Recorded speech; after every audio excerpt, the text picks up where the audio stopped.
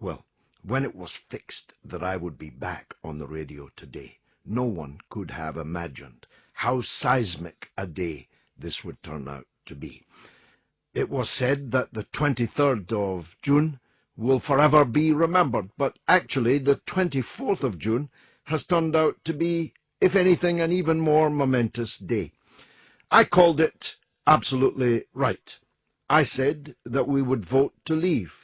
I said that Cameron would be gone before lunchtime, and at 8:30 this morning, before he'd even had his breakfast, he was gone. Now the runners and riders are obvious enough, although over the course of the show we'll canvass some of those. But we didn't expect Dame, Baroness, Duchess, whatever title in which she now rejoices, Margaret Hodge, the billionaire dowager of Islington, but representing Barking and Dagenham, which voted overwhelmingly for Lexit, Brexit, exit from the EU. Nonetheless, she thinks that Jeremy Corbyn is to blame. Jeremy Corbyn, who did everything that he could for them. More fool him. He should have stuck with the courage of his convictions. I sat beside him in Parliament for almost 30 years, and I've marched with him for almost 40 years.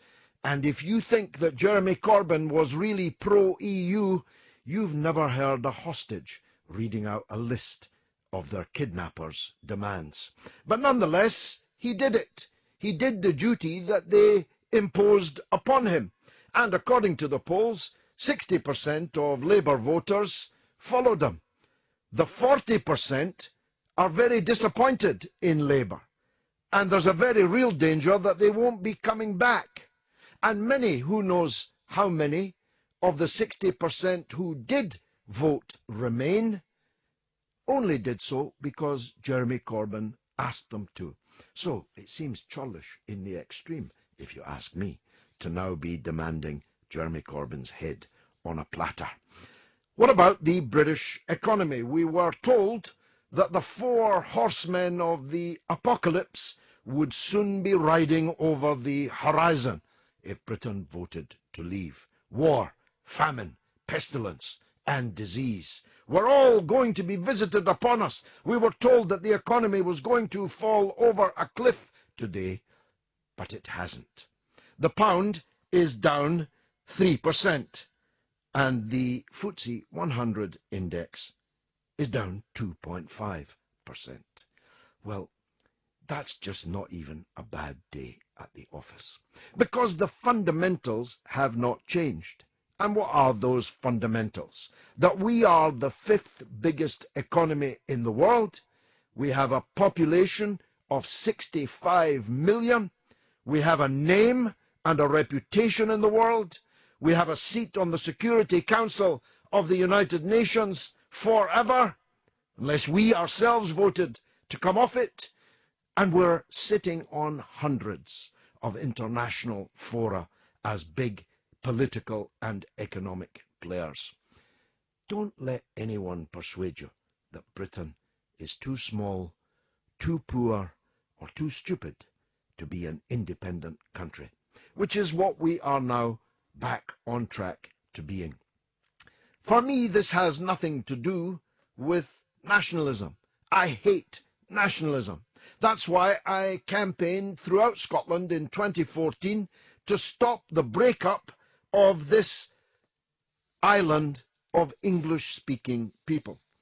And I give you this notice, Nicola Sturgeon, I'll be back up the road campaigning against you in any independence referendum that you now try to spring. You lost the last referendum. You lost this referendum. The gracious thing to do would be to accept the result of both of those referenda. But if you don't, then trouble lies ahead. It's true also that there are issues raised about Ireland.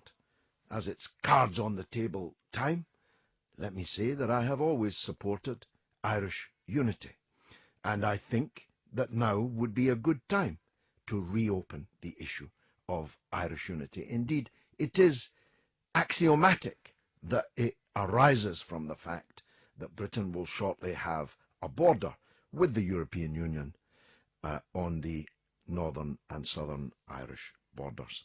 So we'll be talking about all of these things, and I'll be asking for your calls. The number's changed since I was last here. Everything is fresher. There's been a new coat of paint, although maybe it was painted just for me. You know how the Queen thinks that the world smells of new paint. But I must say, talk radio has turned out to be a terrific new entry into the media market. And I hope that the mother of all talk shows, restored in splendor every Friday night between 7 and 10, is going to be an addition to the smorgasbord of talent, the tapas of talent that talk radio already offers. But it can only be if you join in.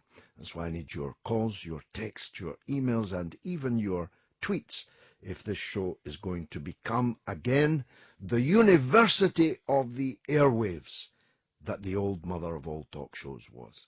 And this is the point that I have to get all melancholy. If there's one man in Britain who would have been looking forward to be the first call on this restored mother of all talk shows radio show, it would have been Karl in Plasto. Every Friday, every year, for 7 years, Karl in Plasto elucidated, enlightened, educated me and all of us. But sadly, he died just a couple of months ago whilst waiting for the show to come back. And I said at his funeral, at which I spoke, that I would dedicate the first of the new mother of all talk shows to the memory of Karl in Plasto. Karl McCulloch, may you rest in peace. May God have mercy upon your soul. Okay, we're talking about the referendum. We're talking about David Cameron and who's going to succeed him and what should happen next. Well, I'm very clear. It's obvious that Boris Johnson is going to succeed him, but Boris Johnson cannot be trusted to go into the negotiations for withdrawal from the European Union without a democratic mandate from the British people. And I give him this piece of advice as a near 30-year parliamentarian myself. It's no use doing what Gordon Brown did and failing to go to the people for their endorsement, especially before entering into a negotiation period of such moment. And therefore, I'm calling for a general election. If not now, then very soon indeed. But who will be facing Boris Johnson if such an election happens? Will it be Jeremy Corbyn? Will it be the Dowager, the Duchess, Margaret Hodge? Will it be Dan Jarvis, the paratrooper? Who will it be? Who's going to be the Labour leader when that general election comes? I again put my cards on the table. Jeremy Corbyn is a friend of mine, and I believe that he is an honest and sincere man who did his duty. I wish he hadn't done it with the gusto with which he did, but that's all now in the past. The best thing for Labour to do would be to get behind Jeremy Corbyn and get ready for a new general election. I don't know if the switchboard is lighting up in the way that it used to. Whenever it dimmed, I used to throw in two subjects.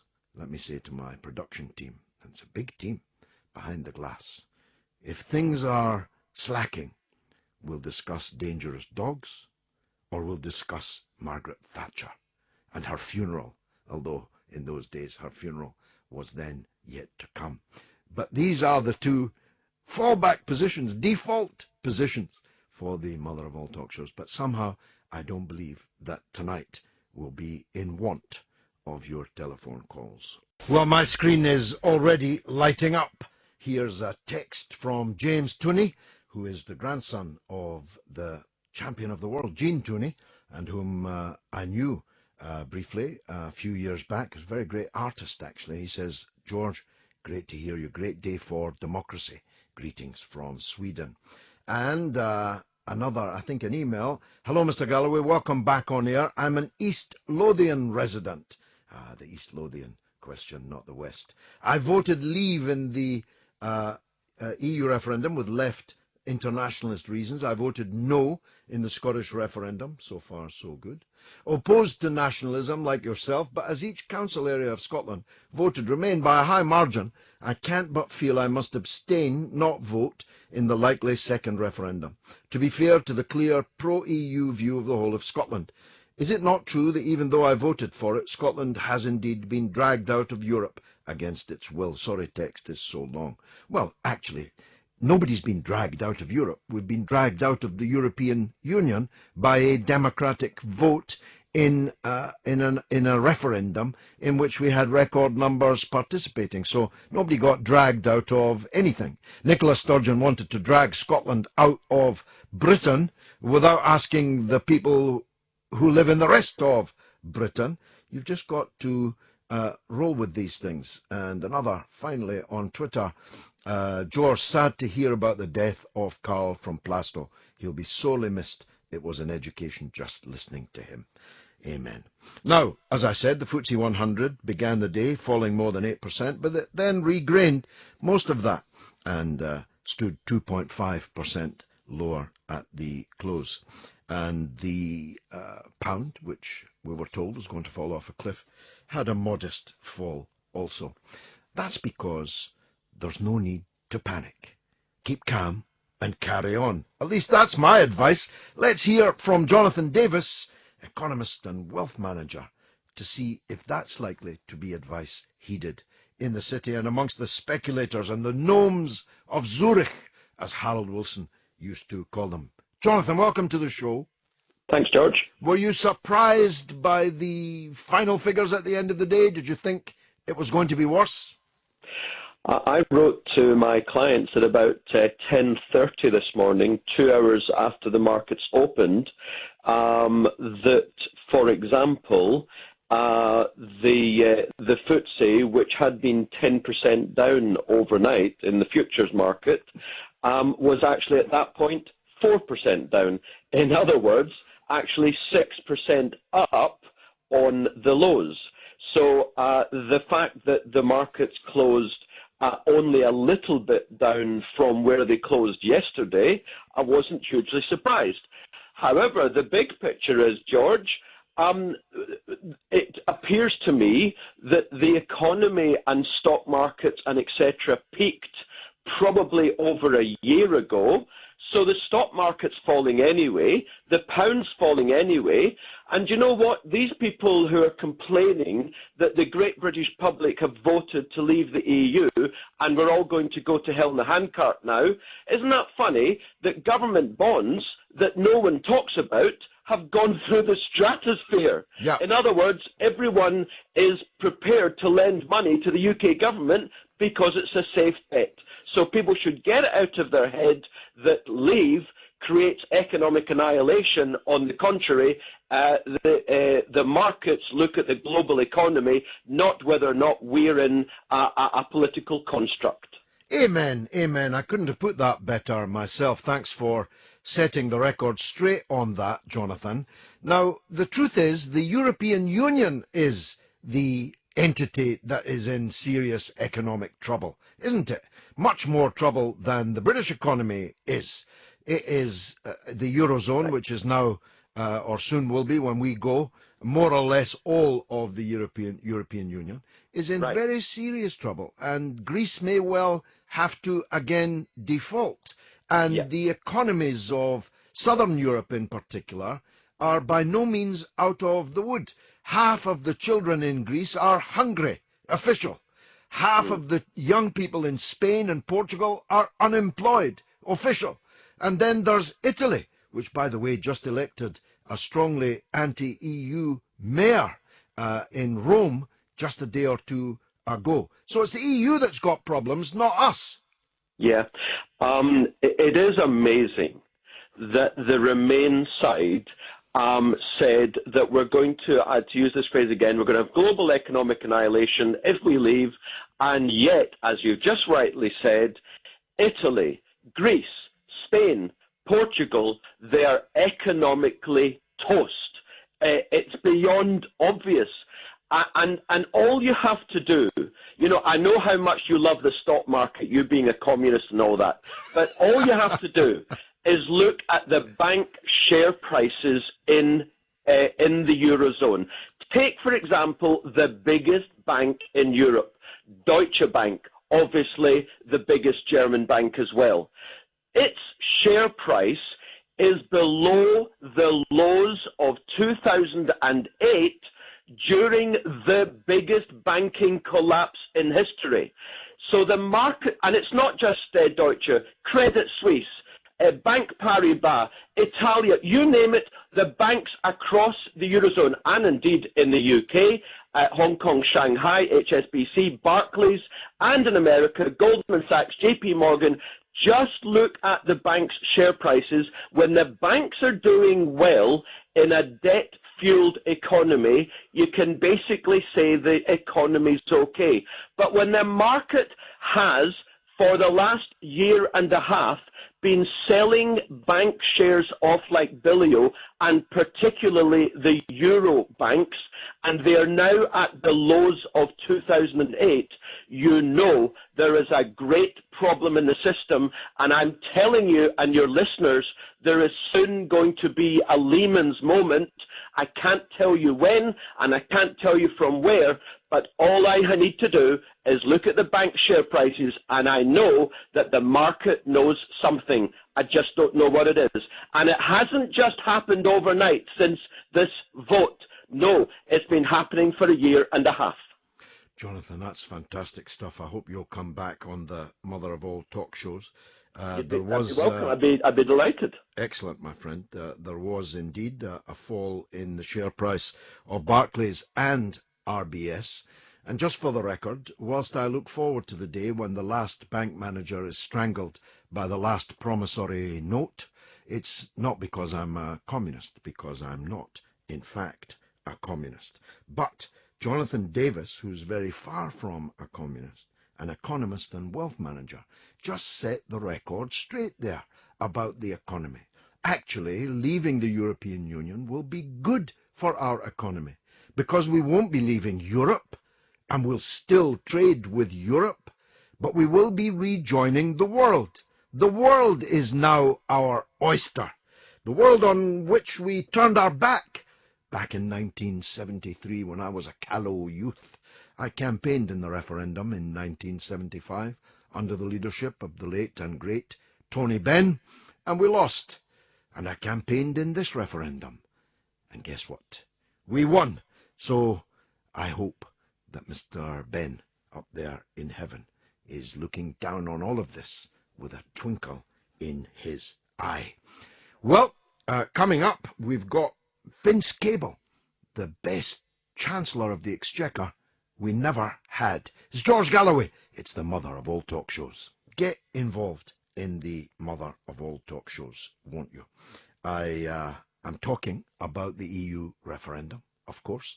I'm talking about the Conservative leadership race, the runners and riders. Have a word with Vince Cable in a minute or two about that. I'm talking about the challenge to Jeremy Corbyn. The putsch is now on, I can exclusively reveal. I'm not revealing that there's a motion of no confidence. You already knew that. What I am revealing is that it's serious and it intends to defenestrate my old pal, Jeremy Corbyn. And I'm talking about the economy. And who better than the man who many, many hours in whose company we spent in the mother of all talk shows when he was a cabinet minister, but sadly not quite the most powerful cabinet minister. I always used to describe him as the best chancellor we never had. I still think that, although he's a bit shaky on one or two things. Well, Dr. Vince, what do you make of all this? Well, it is a big, if I want to use a posh word, discontinuity. It's a big revolutionary change. as somebody who argued the Remain case, I know you were on the other side of the argument, but I think many of the things that were warned about, not by George Osborne, but by independent people, the IMF, the Governor of the Bank of England, I mean, those things are now likely to happen.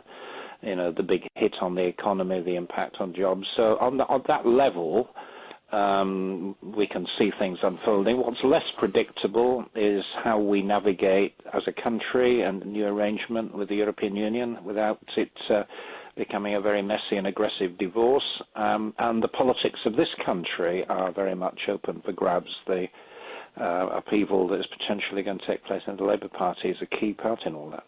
Well, let's talk about the man that's job you should have had, Chancellor George Osborne. He made a big mistake, didn't he, with the way he conducted the referendum campaign, the threat, for that's what it was, of an emergency budget, increases in taxes, telling pensioners could no longer guarantee their pensions and so on. Surely he's toast, no? I think he is, actually, not necessarily for the reasons you've given in that order, but you're right. I think he was the architect in many ways of the Remain campaign, at least on the government side. It backfired very badly, and I agree with you. I think the threat of the alternative budget was economically bad, quite apart from anything else. That's not how you respond to a recession, and it was completely counterproductive. Now, that rules him out, doesn't it, as a rider in the Conservative leadership race, where once he might have thought he was the heir apparent, as a result of actions that they themselves are responsible for, because you and I both know that they didn't have to have this referendum. Exactly. And they didn't have to fight it in the way that they did. They didn't have to lose it. So all of that means he probably won't even be a runner in the leadership race, do you think? I think that's correct, yes. I mean, I'm neither of us are members of the Tory party, God forbid, and we don't totally understand their psychology, but I think it is very unlikely. I think you're talking about Boris Johnson as a front runner, but front runners often fall at the difficult fences. He could be a Devon Locke, couldn't he? Yes, he could well be. And you've got people like Theresa May, who are very ambitious and very competent and waiting their time. And, my Tory friends, and I do have some arising out of my period in government, tell me that we should look out for a John Major type character, somebody who isn't widely known, but who will hopefully reconcile the factions. I don't know, but any of those are possible. But I think the issue that would interest us and your readers is the question about your listeners is why the next Prime Minister is going to be chosen in this very strange way, with members of Parliament choosing two candidates and Conservative Party members, of whom there aren't a great number these days, deciding who our next Prime Minister should be. Indeed, and that takes us back, doesn't it? Because that's precisely what happened when Gordon Brown was crowned. It was a coronation, and no one, I think, as I recall, stood against him. But in any case, he was the Labour Party leader who became Prime Minister. He was never actually elected by the British people. And in a way, he ought to have gone early. Most people say that he bottled the possibility of going early after he'd handled the foot and mouth disease pretty confidently, the terrorist attacks in London and the Glasgow airport pretty competently. He should have gone then, and the history might have been different. Do you think? Yeah, you've got a good memory. Of course, what happened immediately after was the financial crisis. We don't know whether that would have intruded on an election. But the issue which you raise is an important one, which is at what point does this new Prime Minister, whoever it is, somebody in September, have to go to the country? I think most people would expect that the new Prime Minister should seek a fresh mandate. And that's the talk today. Mm-hmm. The problem is that, during the coalition years, we created 5-year parliaments, fixed-term parliaments, in order to provide the country with some stability. It will require 2/3 of MPs, and therefore Labour and Nationalist MPs to agree that this election take place, and this complicates matters considerably. It's always difficult, though, for an opposition to turn down the invitation from the Prime Minister to have a general election. Indeed. They can, of course, influence the timing, and that might prove to be crucial. I would find it very difficult to imagine, under current circumstances, that a Conservative Prime Minister going to the country seeking a mandate in the wake of this vote wouldn't get a stronger mandate. I mean, my party took a terrible hammering at the next election. I think Labour would have an awful time, particularly in the North Country cities and towns where they got a mauling yesterday. I mean, you know that part of the world because you've been an MP there. And there is a real danger, I think, of UKIP coming through as a major parliamentary force, not just a force in the country. Yeah, I wanted to turn to that last, but just before that, let me make the point that you're right about most people expecting that, I think. As to timing, my case would be, if you're going into crucial negotiations on behalf of Britain that will set a course for Britain for the foreseeable future, for generation or generations even, you really ought to have a mandate before you do it, don't you think? I agree, but it's complicated because, of course, all those things will be conditional on the agreement of all the 28 countries of the European Union, and we don't know what happens if this divorce becomes very messy and people start throwing plates and abducting children and things that can happen in very messy divorces. Trust me, I know about messy divorces, Dr. Vince. Now, just before then, we have to close our conversation, and it's wonderful to be talking to you again. UKIP, isn't their raison d'etre now satisfied? Isn't it more likely that they will somehow merge into a new Tory party under new leadership? Do you really think they're going to stay the course? And if so, what's their point?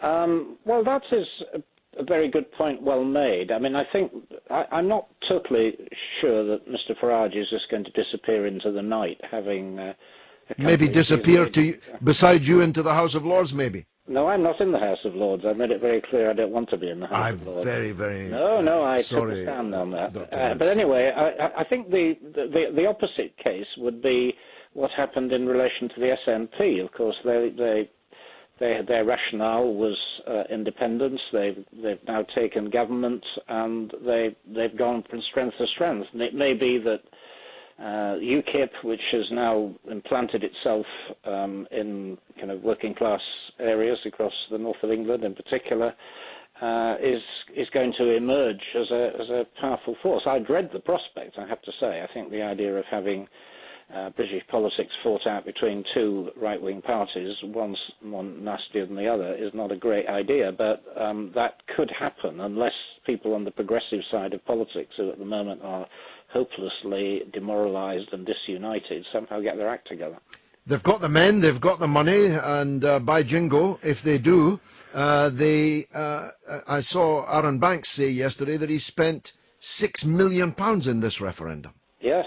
Of course, one of the things you haven't mentioned, but which is also going to play into this, is that later this year, probably about the time people are thinking about a general election in Britain, we will know whether we're getting President Trump in the United States. And that raises a whole new prospect about what our alignments are going to be and whether we are in NATO or not, and the whole horror story of nationalism just getting a fresh wind. So there are a lot of imponderables. They tell me the South Island of New Zealand is quite an attractive place for us to maybe Scotland too, actually. I think it's probably going to be an exodus of enlightened Englishmen to Scotland in this circumstance. Dr. Sir Vince Cable, a splendid discussion. Thank you very much indeed for joining me. Bye-bye. Again on the mother of all talk shows. Let's go, little darlings, to Laura in inner London. And she'll be, I think, my first caller. Laura, go ahead. Laura? Hello? Hi, Laura. Yeah, hi. How wonderful to hear your voice again. Thank you for taking my call, George. Jeremy, can I just mention a couple of things about Jeremy Corbyn, for example? Yeah. I was disappointed that he didn't stand by his convictions and simply say everyone in this party and across the country has a different opinion. This is my opinion, that the EU is anti-democratic. We can't vote them in, we can't boot them out, and so they should have no power over us. He could have said that, and he could have said, so the rest of you vote as you wish. This is where I stand. My colleagues will stand in different places and they'll speak for themselves. But instead, he tried to toe some sort of line that someone formulated. I don't know why there had to be an official Labour position, as if they are some sort of religious cult. I don't understand that.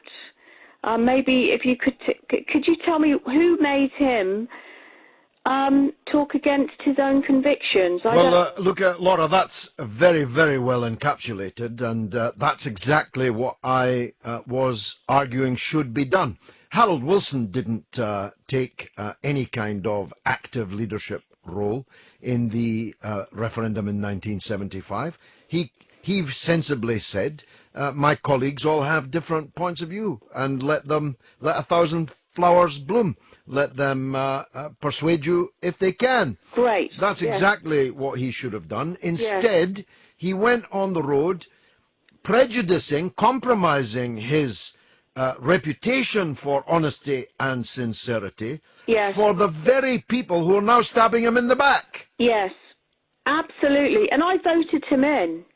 So I was very disappointed, and I wasn't going to vote the way he was telling me to vote, because it doesn't seem reasonable that a government that I can't vote for or against has power over me. I mean, that is just, I can't understand how anyone in Britain could think that is a reasonable position to hold.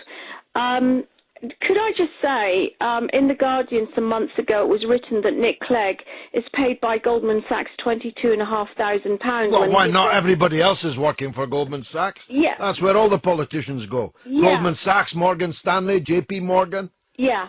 And to give a 2-hour speech bigging up the EU, and Tony Blair is paid, I don't know, £1 or £2 million by Goldman Sachs. Oh, much more than that, Laura. There you go. And no doubt, probably Peter Mandelson, Neil Kinnock, Alistair Campbell. You know what, George, tell me, when will we get bribery and these payments out of politics so that people can represent us instead of... Again, let's go to Billy, who's on a mobile somewhere. I don't know where. Billy, are you on the air? Are you on the line? I am, yes. How are you? Go ahead, yes. Nice to hear from you. Go on. Good. I just wanted to thank you for adding some great balance to what was quite clearly a campaign by the media to make all Brexiters as right-wing, anti-immigration, nationalistic, and I almost felt slightly embarrassed casting my vote yesterday. Yeah. Well, that's what they wanted, Billy. That's the false dichotomy they set out to create. Yeah, and it was just to be honest with you, the campaign from the Remainers to kind of paint everybody with that brush. For quite a while I was on the fence, and actually it worked against them for me because it just made me think, hang on a minute, if you've got a real honest argument for your side of the fence, why do you have to resort to that and cast and dismiss everybody aside as a Little England, etc., etc.? And I think actually in the end, yourself and that campaign pulled me to the Brexit, and I'm really pleased that I made that decision. Well, Billy, I've now fought and won 2 referendums in 2 years. And I tell you what, Nicola Sturgeon, I'm ready to fight a 3rd. Thanks a lot, Billy. Richard is in Crawley in Surrey. Let's hear from him. Richard, go ahead, sir. Hi, George. Hi. What I'm really interested in is freedom of movement for us UK citizens. That's what I'm really worried about. Am I going to lose that? Because that's basically what I've been looking forward to. And I've been sort of preparing for moving to the Netherlands in a few years' time, but not the time is not right now. But maybe in the future I would want to go there. I've always planned that. Now, it's all up in the air now. basically my life could be ruined because of this vote. Do you think freedom of movement should be maintained for us UK citizens? Well, that's a matter for the government of the Netherlands, as it quite properly should be. It's up to them whether they want to give you freedom of movement in and out of their country. My own wife is from the Netherlands, so I can take an educated guess that the government of the Netherlands will be happy to afford you freedom of movement. But they have the right to decide that themselves, just as we have the right, or soon will, to decide the freedom of movement in and out of our own country. What's wrong? What's wrong with that, Richard? What's wrong with that? It can't be. It's as you say. Chances are I'll be lucky, but it's not guaranteed. Whereas now I can literally walk in there whenever I want. Yeah, and all of Bulgaria can literally walk in here whenever it wants, or Slovakia, or Romania, or etc., etc. You get my point, Richard. The British people decided yesterday that under capitalism, freedom of movement of labour is merely a means of increasing the labour supply to drive down the wages and conditions and pressure the infrastructure and public services of the people already here, wherever they came from, whatever colour they are, however they pray. That decision was made yesterday, wasn't it? But it sounds like I might be, potentially imprisoned in the UK. That's ridiculous, surely. No, but you won't be imprisoned in the UK because the Netherlands government represents the people of the Netherlands who will want to come and go and visit Britain as they please. Yeah, and I don't think they're living and working and retiring. No, well, you have no automatic right to go and live and work in somebody else's country. That's a matter for them. I have that. We have that now. But too late. You no longer have it. Or at least when these negotiations are done.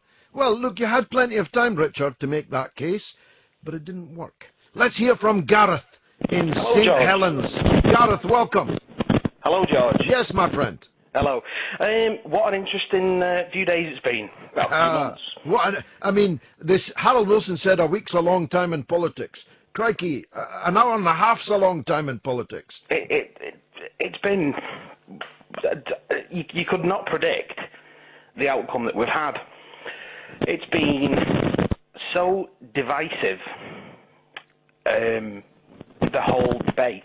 It's highlighted splits where you wouldn't have thought they would previously be, but it's also united people that you would never have thought would be united. Mm-hmm.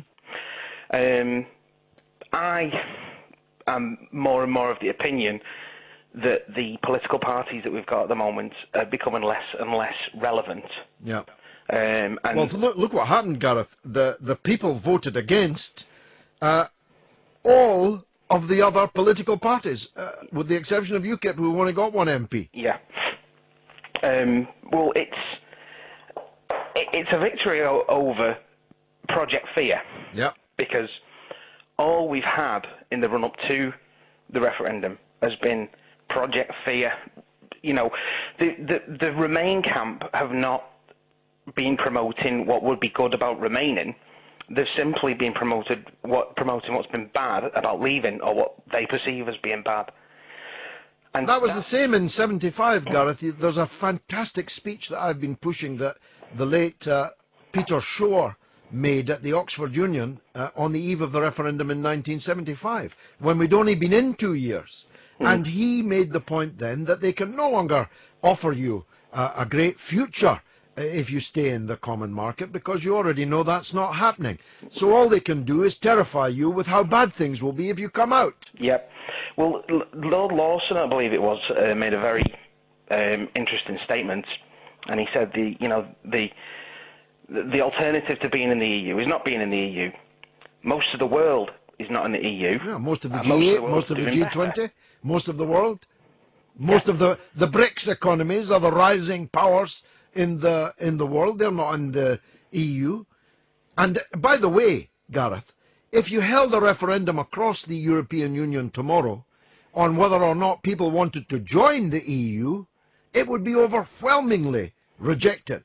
And I believe these dominoes are now about to start to fall. I've said that all along, that if we voted to leave the EU, that it would fall apart.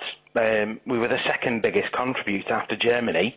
Now a massive part of money's gone, and everyone else is going to follow. Well, I think we may be the catharsis in that, but I don't believe that it's collapsing because we're leaving. I believe that the internal contradictions of the Eurozone were bound to destroy the flawed project that they had. You cannot have a single currency between a highly developed, extremely rich, industrialized economy like Germany together with Slovakia or Bulgaria. You can't. All that's going to happen is that the public in the poor countries are either going to suffer or they're going to have to get on their Tebit bikes and go to the rich metropolitan countries and try and work there as migrant labour. Yeah, well, the EU's great if you live in a poor country, but if you live in a country that's done well and that does prosper, then you basically, in the simplest terms possible, propping up the poorer countries. Well, no, I think the opposite is true, that it's great if you're rich in a rich country, because you get your macchiato served by a cheap labour waitress from Slovakia, you get a Polish builder and glazier and electrician, you get a Romanian nanny, all at knockdown prices. But as was proved yesterday, the vast majority in people in Britain don't have a nanny or a cleaner. Yep. And most of them don't drink macchiato either. I'll need to stop saying that macchiato stuff because my wife is a drinker of espresso macchiato. This is George Galloway. This is the mother of all talk shows, and it's back only on Talk Radio. And it's every Friday night between 7 and 10, which means we've got 2 hours still to go. Okay, Britain's out of the EU. Cameron's out of number 10 Downing Street, though both are going to be a little bit delayed, perhaps more delayed than they ought. And Scotland might be out, at least if Nicola Sturgeon has her way. And Northern Ireland might be out if Gerry Adams and Martin McGuinness have their way. So I guess you could say these are pretty seismic days. The prevailing orthodoxy has been turned on its head. The experts, all those with the degrees, as they kept telling us, were confounded. Everyone was confounded except those who actually knew what people actually think and say out there in the real world. Well, Professor John Curtis, Professor of Politics at the University of Strathclyde, for which I was for 17 years, the Member of Parliament, he has been never off the television, basically, in giving us his analysis. I think it's time he was on the radio. Professor Curtis, welcome to the show. Good evening, George. Good evening to you. I hope you got some sleep. I've only had a couple of hours. But not yet. No. Oh, I'm sorry to hear that. Well, look, John, the Lord Ashcroft analysis, is that accurate in your view? The percentage of Tories, Labour, Liberal, SNP, and even UKIP that voted one way or the other? Well, for the most part, it's pretty much in line with what the final polls that were done before polling day were saying. Indeed, quite a lot of this polling was also done before polling day. It's long been clear from every opinion poll ever since this all started back in last September that younger people were around 70 to 75% likely to vote for Remain. Over 65s, around 40 to 45% wanting to vote only for Remain. Graduates, 70%, 75% wanting to Remain. Those with few educational qualifications, usually around half that number, so around 35 or so. It's also been pretty clear for most of the referendum, indeed, I mean, this is the signal failure on David Cameron's part, is that only a minority of Conservative voters were going to vote for Remain, around the 40 to 45% mark. But one figure in Ashcroft's poll that's a little bit on the low side, which may or may not be part of the story of what happened in the north of England last night, I'm not entirely sure, is that he's got 63% of Labour supporters saying they voted for Remain and 37% believe most other polling would put it rather closer to about 70 to 30. Yeah, well, of course, I was going to ask you about that, but of course that ignores the net. I mean, these are the net Labour voters. Several million Labour voters have already gone to UKIP, haven't they? So if I would call them natural Labour voters, but they voted Leave, and a significant proportion of existing Labour voters voted Leave.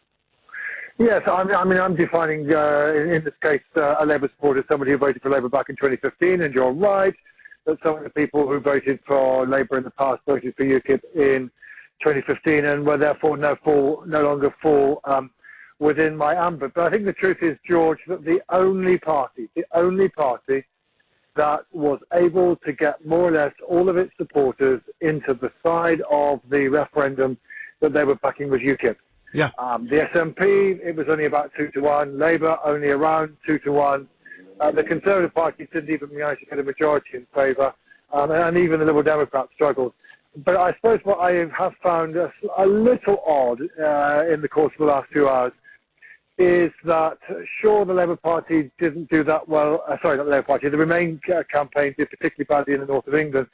And a little bit of lazy psephology has made people say, oh, that's because Labour voters didn't turn out and maybe even voted for Leave. Well, let's remember, not everywhere in the north of England is a Labour heartland. And above all, at the end of the day, that crucial reason why the Remain side lost is not because what happened inside the Labour Party. It's because of David Cameron's inability to get a majority of his voters on side, and that happened because he failed to unite his party behind the Remain camp. And in a sense, the crucial event in the referendum was the failure of his Brussels renegotiation to bring his party together to largely unify, and as a result of that, Tory voters didn't change their views. The electorate as a whole didn't change their views. And I think that was the moment at which it was clear that Mr. Cameron was potentially in trouble, and then above all, he had failed to repeat the trick that Howard Wilson pulled off in 1975 when he did virtually the same thing. So they're going to hold a referendum after I've renegotiated Britain's terms of membership, comes back with a piece of paper and says, I've reduced the cost of our membership, and public opinion swung around very dramatically in favour of staying. Mr. Cameron tried to repeat the same trick and signally failed, and that was the moment probably when, well, his fate wasn't sealed, but that was the moment when it was clear that the Remain camp had a serious fight on its hands. Well, I knew Harold Wilson. Harold Wilson was a friend of mine, and David Cameron, you ain't no Harold Wilson. Now, John, you raised in the course of that fascinating reply the issue of the SNP. A number of things arise. My old friend Brian Wilson has just tweeted this in the last hour or so, and I hadn't noticed it before, but you've just confirmed it. Quite a considerable number of SNP voters actually voted against the EU.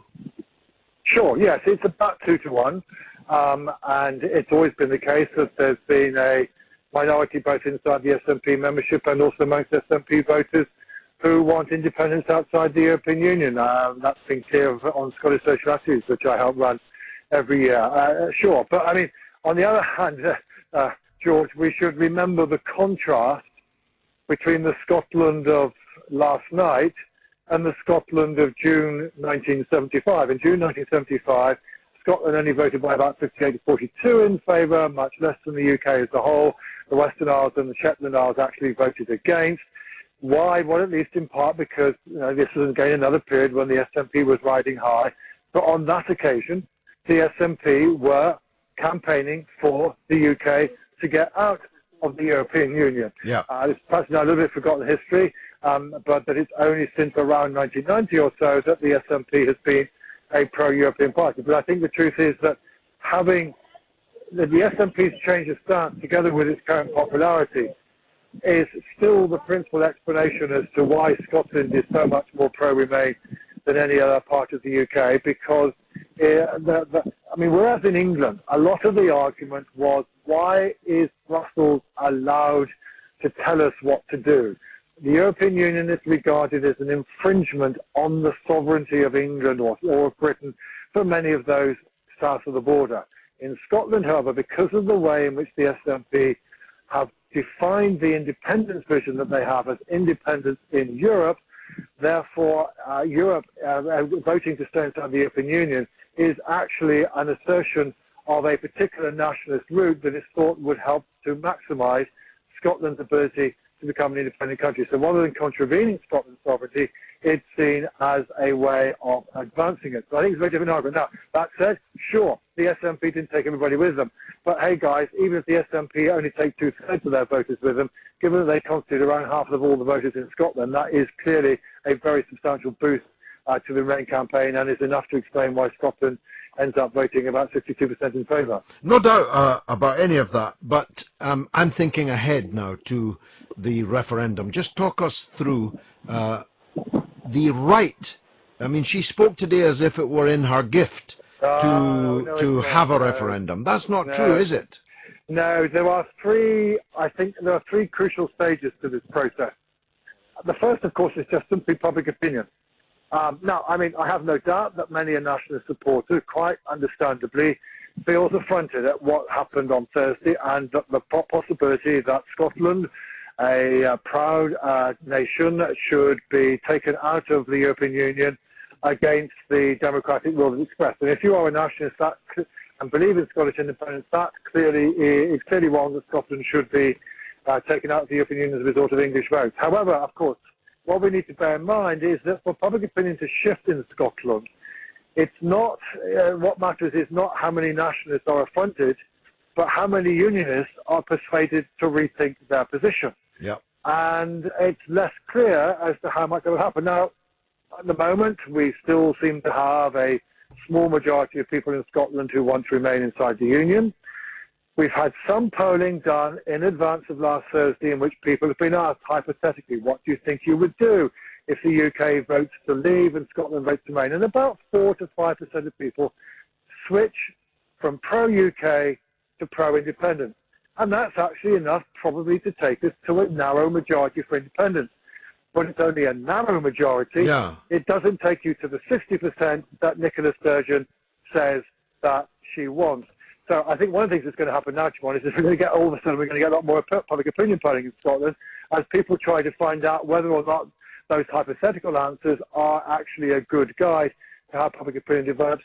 And of course, I suspect public opinion in Scotland will in part be influenced what does actually prove to be the fallout from Brexit. If the Remain side are correct in their diagnosis of what the consequences will be, it may well be that a lot of unionists, on seeing the first possible lifeboat with Nicola Sturgeon at the helm, will be ready to jump into it because they wish to escape the calamity that's facing the UK economy. Who knows? Anyway. Well, the corollary may also therefore apply that if there is no four horsemen of the apocalypse visible over the horizon, if the roof doesn't fall in, and on the contrary, the European Union begins to look as if it's in more and more trouble, then the soft independence option, which is independence within the EU, might begin to look a little less attractive, especially to that 1/3 of SNP voters who didn't vote for the EU last night. Sure, absolutely, and neither of us can tell which of those scenarios will play out. But you're absolutely right, there's nothing certain. The second thing, of course, about which is not certain is whether the SNP can get the legal authority to hold a second referendum. Point that everybody seems to forget, and perhaps occasionally the SNP themselves, is that they no longer have a majority in the Scottish Parliament, and unless they can secure the support of the Greens for holding a second referendum soon, they won't be able to do anything about it. And so far the Greens have not made their position that clear. The other, of course, major issue is that the legal authority under which the September 2014 referendum was held, which was a grant of authority by the UK Parliament to the Scottish Parliament, was time limited. It's run out.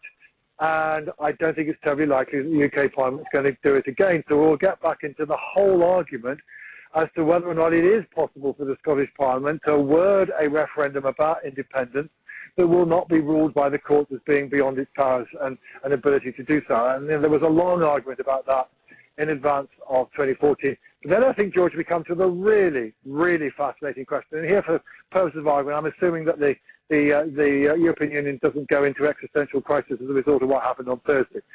that is this. If the point of holding an independence referendum is to enable Scotland to retain its current status inside the European Union, then frankly the SNP will need the assistance of the European Union.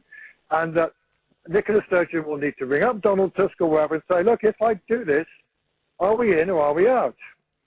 And if the European Union says, look, I'm sorry, you're part of the United Kingdom, and that's it, you're out. I mean, you can become independent, you can reapply, etc., her case will not look so strong.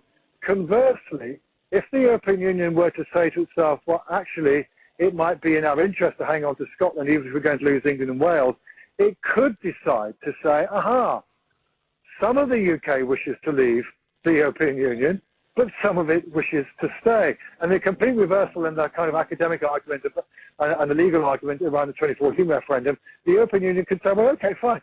So the Scotland is the bit of the UK that wishes to stay, so that will now be the continuing member, and Scotland will inherit the rights and obligations of the United Kingdom currently has, which of course includes an opt-out from the euro, an opt-out from Schengen, etc., etc. I mean, it's a fascinating question. It is, but of course, Professor, if they were to do that, that would be pregnant with consequences for Spain, for the Catalan region, for potentially secessionist forces in many parts of the European Union. Of course, that is true. But whereas before September 2014, for the Spanish government, that was the only consideration, it now has to balance that consideration against whether or not it is or not in the interest of the European Union to encourage Scotland to try to remain a part of it. Well, I think it becomes a rather more difficult choice, I think. But I think what happens to Spain is more important to the Spanish government than what happens to the European Union, which is exceedingly unpopular and, of course, facing powerful and important elections just in the next few days. Professor John Curtis is the daddy of all political analysts and psephologists, and it's been a privilege to have him here on the mother of all talk shows. Well, what's going down? Just everything, that's all. The Prime Minister's out.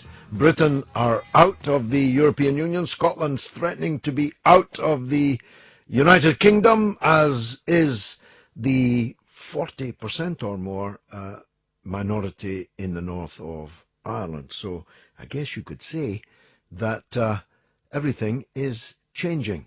As John Prescott once memorably put it, the plates are shifting.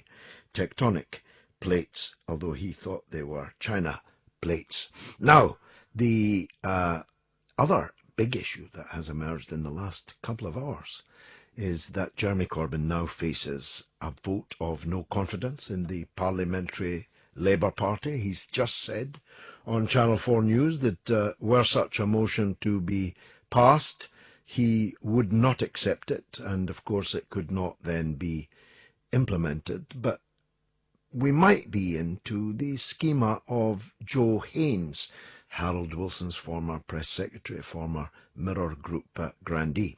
Here was his schema.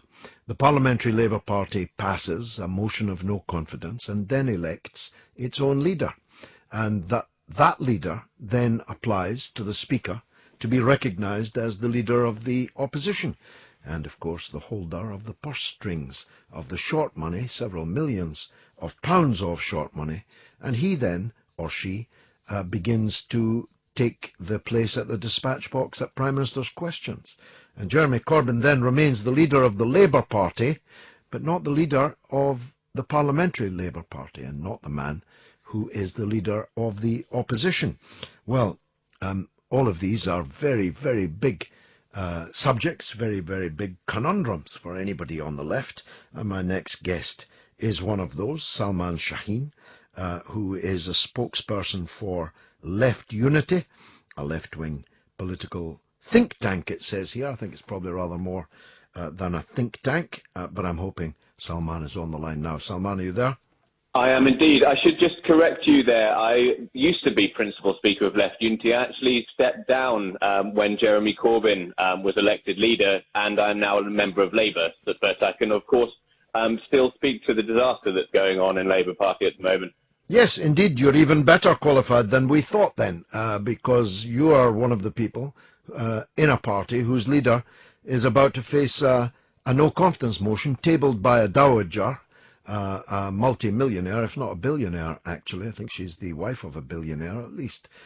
She's tabling a motion of no confidence in Jeremy Corbyn because he apparently didn't do well enough in the European Union referendum, even though her constituency of Barking and Dagenham voted overwhelmingly against the European Union.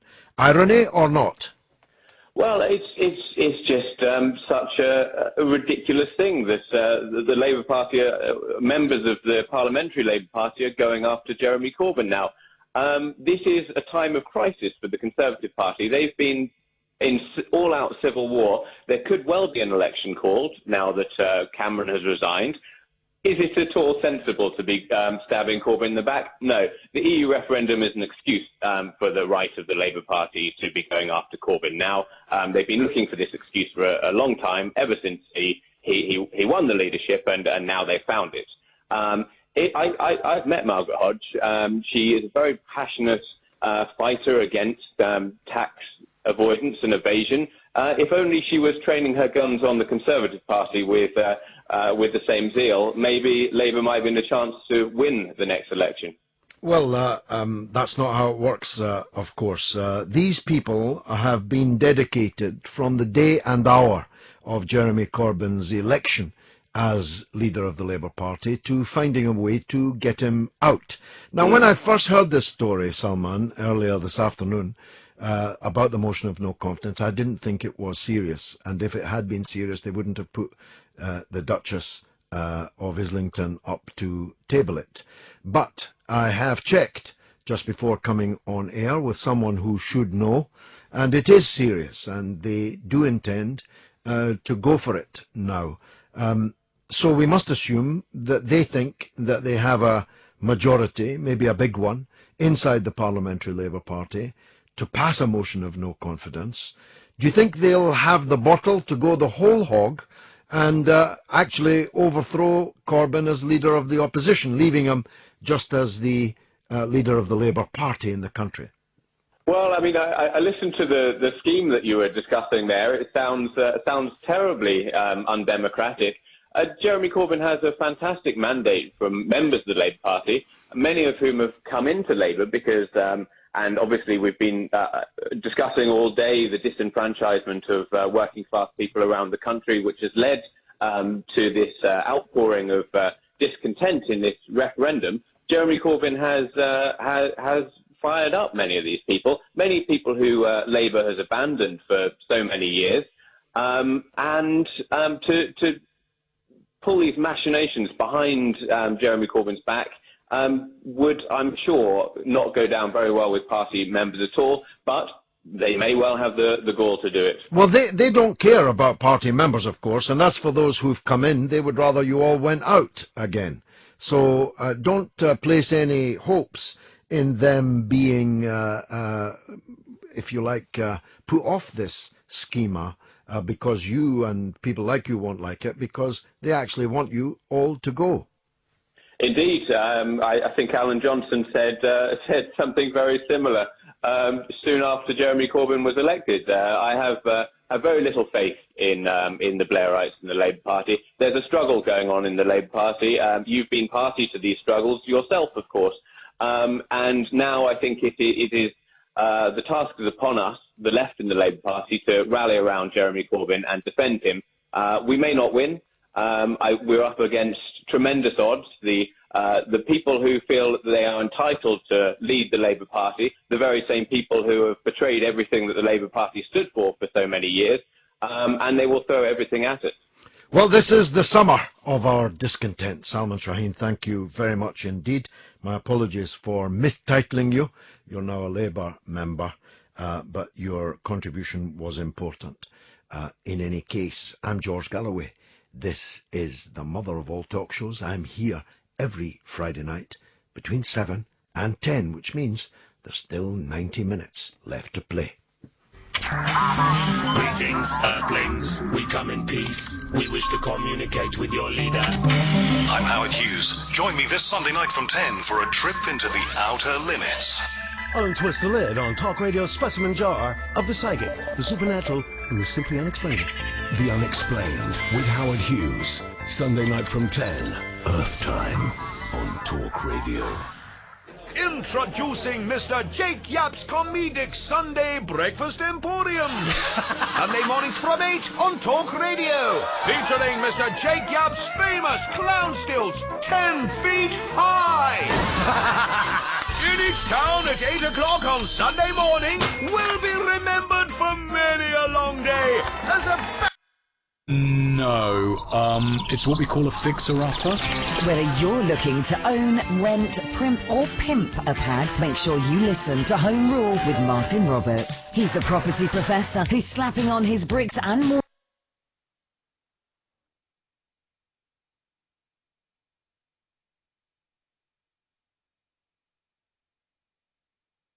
Aboard to give you expert advice on achieving your dream home. Home Rule with Martin Roberts. Pick up the keys tomorrow morning from 11 on Talk Radio. The mother of all talk shows with George Galloway on Talk Radio. We'll get you talking. Well, I hope we've already got you talking, but if you're not talking on a day like this, well, you probably don't have a tongue because, well, there aren't many days like this. A day in which Britain left the European Union, the Prime Minister announced that he was leaving Downing Street. A motion of no confidence was tabled against the leader of the Labour Party. The governing party in Scotland announces that it intends to call another referendum and take Scotland out of Britain. And the Irish nationalists, Sinn Féin and others, have begun to raise again the question of the border and the very continuation of partition of the island of Ireland. Well, if that's not a busy news day, I don't know what would be. Well, I want your calls and I want your texts, emails and tweets. So I'll remind you of the phone number again, 0844 499 1000. The calls cost 7 pence a minute plus your access charge, but we'll call you right back. Now I'm getting a flood of texts and email. I can't keep up with this. An attack on Jeremy Corbyn or John McDonnell will be an attack on all the good people of this country, and we will fight back for Corbyn, all of us, says a texter. And another texter says Brexit is a collective two fingers up at the elite. Well, that much is true. The putsch against Jeremy Corbyn is on way, and I can tell you it's serious. That's what I said earlier, and it happens to have the benefit of being true. Now, let me go to one of the very few trade union leaders who actually did speak for his members in yesterday's referendum. He is Tosh MacDonald. He is the president of the ASL-ENF, the Associated Society of Locomotive Engineers and Firemen, to give them their Sunday name. Tosh, welcome to the show. Hi, George. Thanks for having me on. Not at all. You're one of the few union leaders who spoke up for the working class, or at least represented the working class point of view, because working class people, didn't they, voted overwhelmingly to leave the European Union? Absolutely they have. You know, it's up and down the country we've seen it, haven't we, that working class people have been so disillusioned with the... I think with the European Union, but also with the two official campaigns, the in and the out campaign, just spreading fear and negativity. Now, your members and the members of the RMT, the other big railway union, and one or two others, but not many, the Bakers Union, an old reliable left-wing union. I still remember Joe Moreno, who was the leader for a long time there. But almost all the other union leaders, including some very left-wing and very historically Eurosceptic credentials, backed Cameron and Osborne, and they must be feeling a bit sore this morning. Well, I'm sure they'll have done the same as we did and went through the democratic processes of their union, and their members come out with that policy, surely. You wouldn't just like to impose a policy on your membership, would you? Yeah. He said with a tongue in cheek. Tosh, what happens now, surely, is that the Blairites overthrow Jeremy Corbyn, and it's a return to the status quo ante. You're an affiliated member of the Labour Party. ASLEF is one of the oldest affiliates of the Labour Party. Where will you stand on that? Right behind Jeremy Corbyn. I mean, if the Blairites do try and do this, I mean, I think they're just so out of touch with the Labour Party now. They don't realise that it's the people who support Corbyn are now the mainstream in the Labour Party. The new Labour experiment has failed. It's gone. And yet, Tony Blair, even though we're only days away from Chilcot, he's out unashamed, unembarrassed. He's on every television screen. There was a few minutes. I've got 3 screens in here, and there was a few minutes ago he was on all 3 of them at the same time, knifing Corbyn in the front. Now, I mean, when someone's got the brass neck that he has, it makes you wonder how, first of all, the media continue to give him such airtime, but how so many people in the Parliamentary Labour Party, even after the defeat yesterday, still think that Blair and his message are preferable to Jeremy Corbyn. Well, I think the important point you hit there was it's the Parliamentary Labour Party, it's not the Labour Party. And I think a lot of what Blair's doing is probably a bit of deflecting for what's going to come out in the Chilcot report. Yeah, and not just him, by the way. There's all kinds of people going to get it on the Chilcot report, at least if it's a report worth publishing. And this all suits them, doesn't it, this chaos inside the Labour Party? It does, and you know, the sad thing is now's a time and such an opportunity that if the Parliamentary Party got united around the rest of the party and around the leader, now is the time with the Tories in disarray that we should really be making some progress. Now that we're on our way out of the European Union, the possibility exists to have a properly publicly owned national rail network in Britain, with the country owning the track and owning the rolling stock, and the country using railways as a strategic economic asset rather than something that private buccaneers can run, and we'll give them a huge subsidy to do it. Are you looking forward to that? Absolutely. I mean, that's one of the things why we decided as a trade union that we should be voting for out of the EU. The 2001 first railway package brought in the liberalisation of the rail freight. In 2004 we got the second railway package which brought in open access and set up the European Railway Agency, which wasn't to help people who work in the industry, it was to oversee implemented EU directives. And just in last October they brought in mandatory competitive tendering for all public service contracts, not just on the rail network. You know, it's strange that on the 21st of April this year, the European Parliament, that's supposed to be democratic, rubber stamped the market pillar of the fourth railway package. That's what allows train operators to complete access to the rail network of all member states to operate any domestic passenger service. Yeah, the intention is to export the Richard Branson school of running a railroad from Britain to Europe, where any fool knoweth in France, the SNCF is a fantastic publicly owned railway network, but it's going to have to follow the Richard Branson line. Well, that's what the EU is intending to do, yeah. Now fortunately, we're hopefully going to be in a position to get a decent government elected. We only have to change one government now rather than 28. Yeah. And we can build a proper social country with a rail network and infrastructure that works for the country and for the people in the country rather than the privateers. You know, it's worth mentioning that on 1st of April of all days, April Fool's Day, at 2 o'clock in the morning, a strange thing happened to me, George. I went from working for Dutch State Railway to working for German State Railway. And the Dutch State Railway sent me through the post a pen to thank me for the blood, sweat and tears I'd given them in the last 12 years while they'd owned me. And the German State Railway sent me a lanyard so anybody who got on my train would know who I belonged to. You know, it's a nonsense. When we look at the East Coast Railway, when National Express failed, yeah, and the Labour government put it back into directly operated rail. And it was a success. It from I think in 5 years it put £1 billion back into the exchequer. Yeah, and it was a joy. It was a joy to ride in it. It was, and it reinvested £40 million back into the East Coast network. So why on earth would we want to give money away to the other states? the German state railway, they give magazines to all their employees, including our members in Britain, and they actually boast that their interest in Britain's railways subsidises the German taxpayer. Where on earth are we going with this? It's just crazy. Well, don't wear that lanyard any more, Tosh. I don't. I wear an ASLEF one, comrade. Let's have a bonfire of German state railway lanyards. That's Tosh MacDonald, the leader of ASLEF, the Train Drivers Union. I'm George Galloway. This is the mother of all talk shows. Somebody texts, wouldn't it be great if some of the old regulars phoned in, like Fred the cabbie? Do you remember Fred the cabbie? The wisest cabbie in Christendom.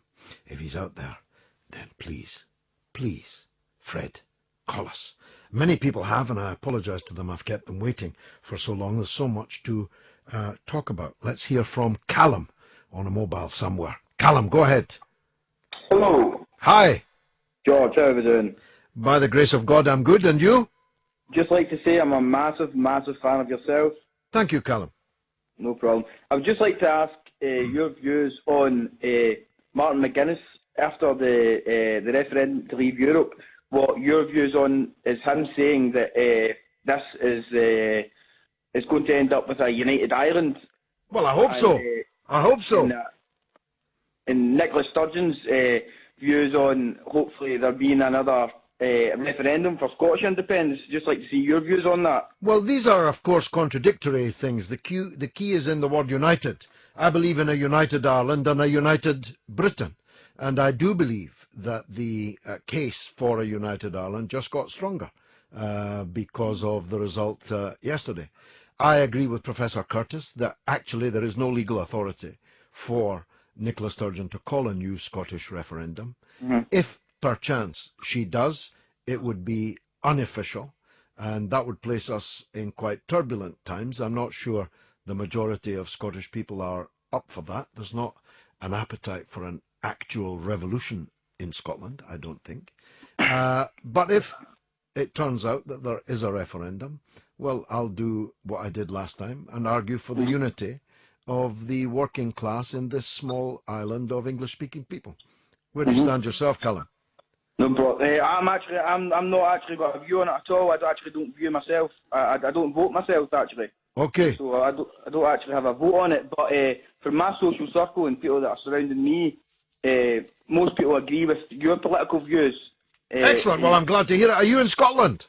Yes, I am. Excellent. I might be back up soon to Glasgow. Callum, thanks for the call. One more question, if that's okay. Yeah, quickly. When will we be able to hear George Galloway on radio more frequently than when you used to be on Talk Sport? Well, I'm on every Friday night, and this coming week I'm on Monday, Tuesday, Wednesday as well, 7 until 10. That's probably enough for a week. Callum, thanks very much indeed for that wonderful call. Let's go to Rahul in Chatham in Kent. Rahul, welcome. Hi there, George. Hi, good to hear from you. Go ahead. Yeah, nice to speak to you. First of all, I'd like to say I'd like to add my sentiments to what you said start of the show about Karl from Blystow. Oh, it's a real heartbreaker, isn't it? After all these years, he waited and waited for me to be back on the radio. He loved this show. He was the first caller every week, and he never once let us down with these calls. There was never a nothing call from Karl. Whether you agreed with him or not, it was worth hearing. He always educated many of us, I think. So yeah, I'd like to say that. He was educated in the University of the Pavement. Yeah. He slept rough for many years, Karl. I didn't know that. He was for a decade or more. He slept rough, but he was sober for more than 30 years, I think, and he lived far longer than anyone probably imagined back then. Anyway, go ahead, Rahul. So nothing's happened today, I suppose. I think there's you who quoted Lenin saying sometimes nothing happens in decades, and sometimes decades happens in weeks. Yeah. And it's happened in hours in our case. Yeah, in hours. Yeah, there are weeks when decades happen, and there are no doubt at all that the last day, the last 24 hours, has been seismic in its proportions. Where do you think it's all going to end? Well, the point I would like to pick on, you had a gentleman on earlier who's worried about him, I think, retiring to the Netherlands. Yeah, to Holland. Yeah. And I think you'd agree that after the negotiations, we're likely to have visa-free travel to most countries within the EU. Absolutely, if not them all. Yeah, if not them all, and that would actually be the normal situation for friendly countries. Yeah, and the kind of relationship we have with all over the world. So at the moment we have not the normal situation. So I think we'd get back to something like how it should be. Well, I agree entirely. You know, we have in the EU the most racist immigration system that we have ever had. Yeah. Because our immigration system means that overwhelmingly white people, if they're European, can come and live here, work here, do anything they like here. Whilst people whose name is like yours can't get their granny in to their son's wedding because she's Mrs. Rahul. Do you see my point? Well, that'll all change, I hope. Rahul? Yeah, let's hope so, yeah. Thanks for your call, mate. I need to press on. Alan is on the line. Alan, welcome. Him, George. Welcome. Good to hear from you. What would you like to say? I was going to say, first of all, I loved you in the Big Brother house. You should have won Big Brother. I am the Big Brother. As I get older, I'm now more and more clear that people need to listen to me in a brotherly way. More people voted in this referendum than they did in any final Big Brother, celebrity or normal. Yes. Alan, thanks for rising to the occasion. Let's go to Fraser in Bolton in Greater Manchester. Fraser, welcome back, my dear. How are you, George, old boy? I'm great. You are the country's most famous St Mirren supporter. Well, I don't know. I think David Tennant might. Dougie Henschel, he beats me. But that'll do, George. I've missed you a lot. I'm very sad to hear about Karl 24ᵗh. Very sad, yeah. But hopefully before the evening's out, we'll hear from the wisest cabbie in Christendom. I hope so. There's an all points alert out to Fred the cabbie. If you're listening, or anyone that knows you is listening. He'll be back. Well, George, the one point I wanted to say was, it's all very well in this year of celebration, but a very important point. The Labour government, regardless of what side of the political sphere you are, the Labour Party needs to get sorted out, and fast and pronto.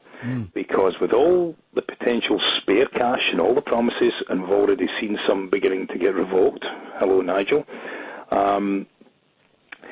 We're going to do this. There needs to be a huge amount of reinvestment in the country, and I'd like to know your views on this. Will be very quickly.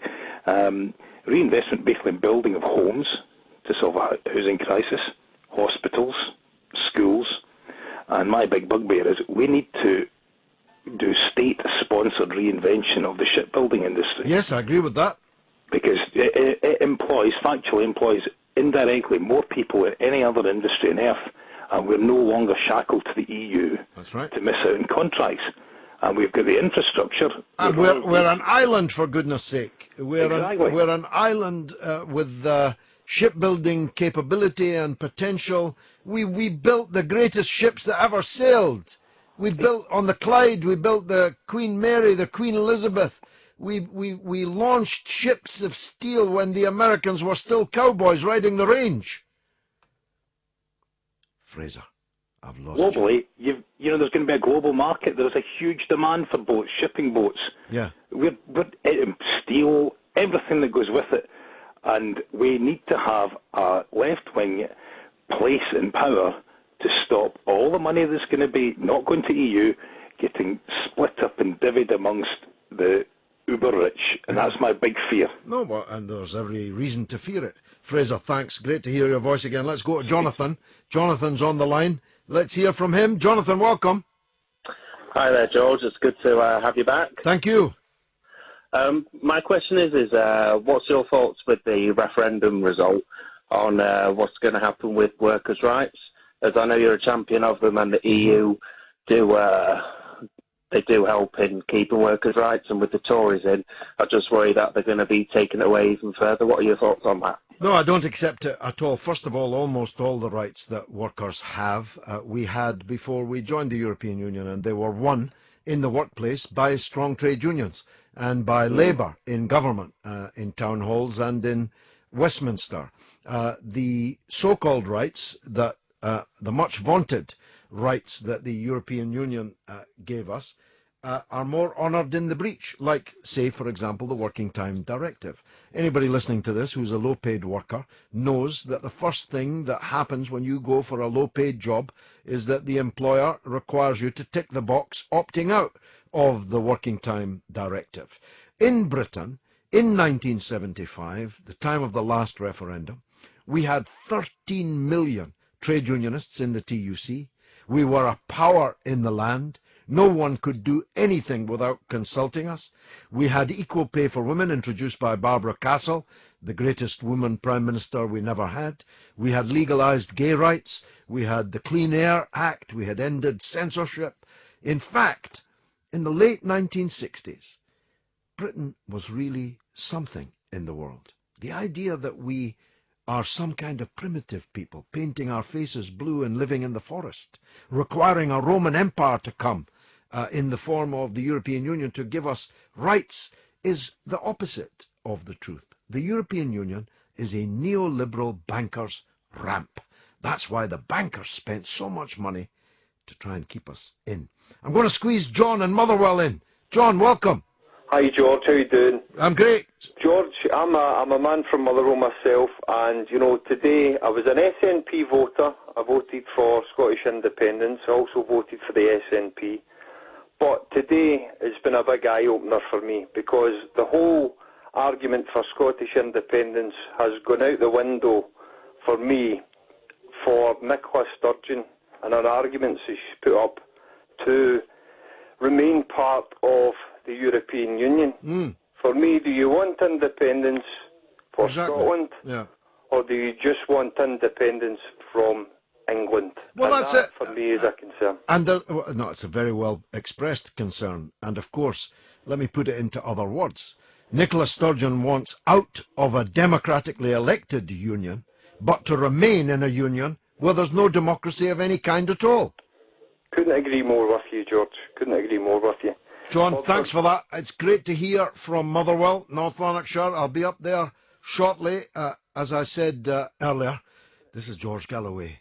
This is the mother of all talk shows. Now, as I said earlier, Dame Margaret Hodge, I'm not making it up, that's really her title, Dame Margaret Hodge, the Member of Parliament for Barking and Dagenham, has tabled a motion of no confidence in the leader of her own party, because he didn't manage to save David Cameron's proposition in the EU referendum. So, we've heard from Dawn Butler earlier this evening on the previous show, Yasmin speaking to her. I'm not sure where she stands on the motion of no confidence. Let's hear where Steve McCabe stands. Steve, welcome to the show. Hi, George. Hi, mate. Will you be voting for the motion of no confidence in Jeremy Corbyn?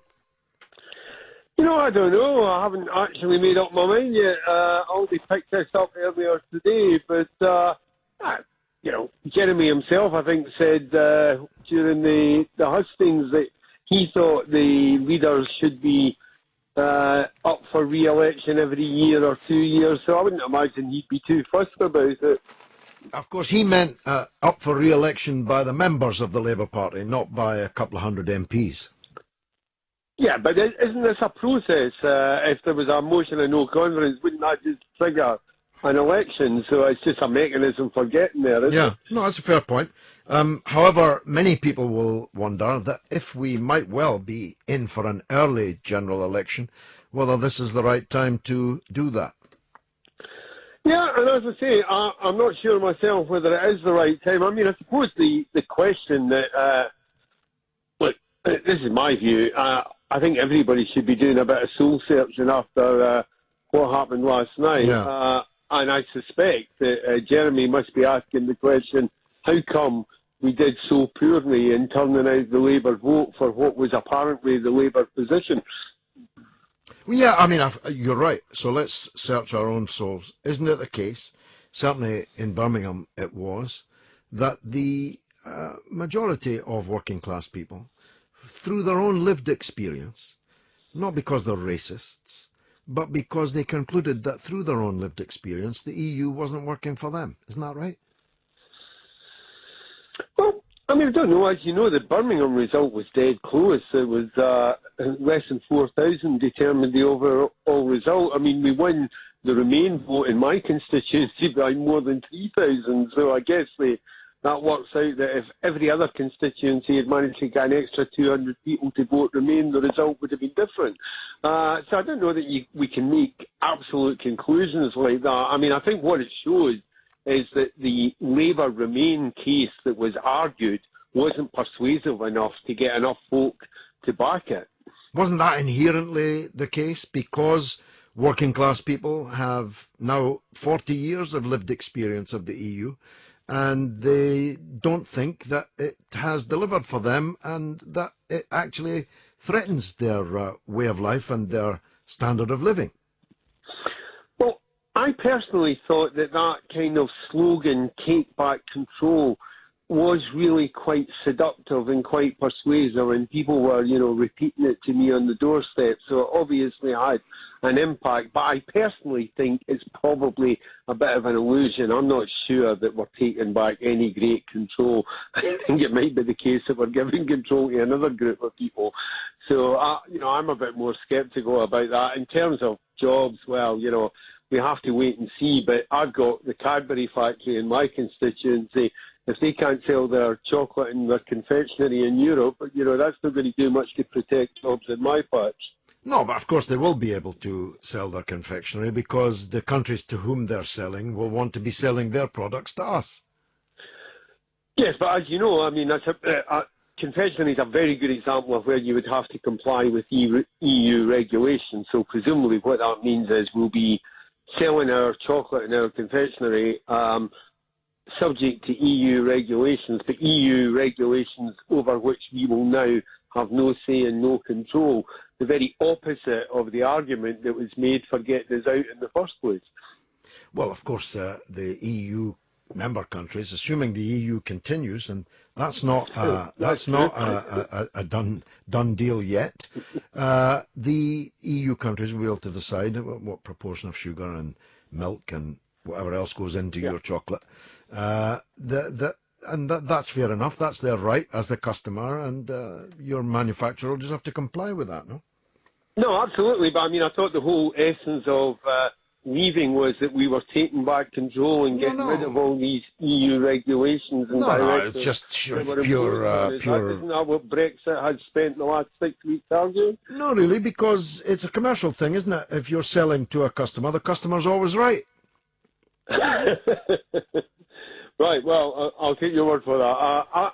As I say, I thought that the deal was that we were supposed to be getting the EU offer back and taking more control, and I'm just simply giving that as an example. It seems to me. Well, let's not get bogged down in Charlie's chocolate factory. Let's go on to the bigger picture. David Cameron has gone.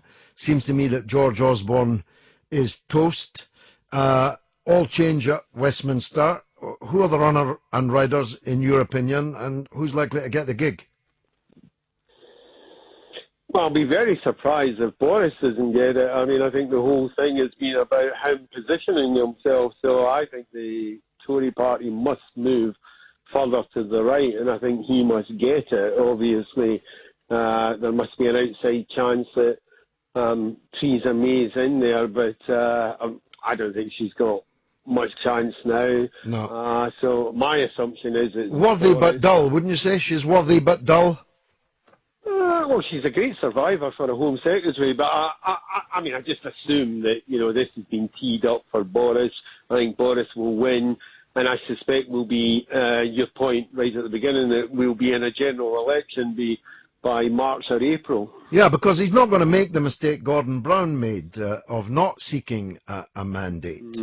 I doubt it. I think that's exactly what he'll do, and that's the best way you catch Labour on the hop. Whatever your view about these things, they'll have a couple of nice votes to bind the Tories together and to exploit Labour divisions. Trident's win. There's probably one or two others they can manufacture, and then he'll need a fresh mandate and need to go to the country. I think that must be the game plan.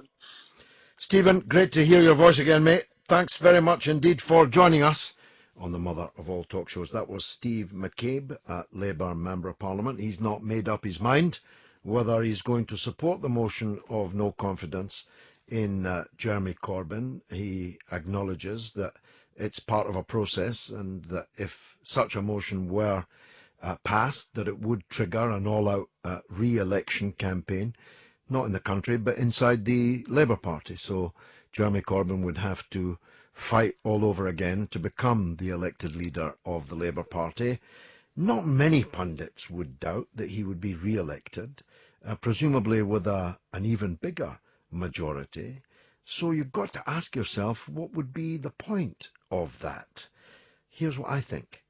They intend, Steve may not know this, I give him the benefit of that doubt, they intend to not just pass a motion of no confidence in Jeremy Corbyn in the Parliamentary Labour Party, they intend to elect their own leader of the Parliamentary Labour Party and seek recognition for that new leader as the official leader of the opposition and controller of millions of pounds of public money. It's just what I think. Tell me what you think. Let's go to Imran on a mobile somewhere. I wish it would tell me where. Imran, go ahead. Hi there, George. I'm calling from Ilford. Okay, excellent. Hi there. I've got to say I've never really disagreed with much of what you've said, George. But when it comes to the Brexit, I've got a concern. I'm just wondering what your views were. Sure. And my concern really is the far right. That we're seeing a sort of almost like a resurgence of the far right recently, particularly with some of the language used and the tone of the language that was used in by some people who were sort of campaigning to exit the EU. And now we're seeing Marine Le Pen also sort of asking for that. Geert Wilders also in asking for a similar referendum. And my concern is, are we going to see a sort of division of the EU along nationalist lines and a strengthening of the far right, and consequently, more repression towards minorities? What's your views on that, George? No, I don't.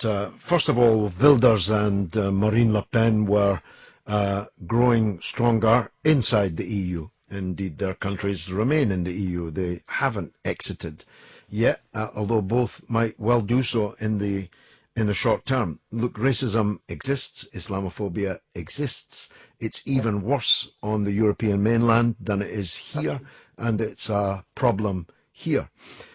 It is not racist to be concerned about uncontrolled immigration. I completely agree.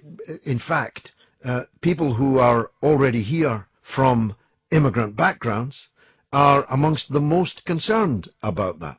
And when the facts are all shaken out, I think you'll find that a very large number of minority ethnic community members here in Britain voted to leave the European Union. And I myself have met many of them. Bradford, for example, voted overwhelmingly to exit from the European Union, and there's 40,000 Muslims in the city of Bradford. So I don't myself think that there's anything racist, apart from anything else. The overwhelming majority of European Union citizens who have the right to come and live and work here until yesterday are white people. The people who can't get into this country are people with names like Imran.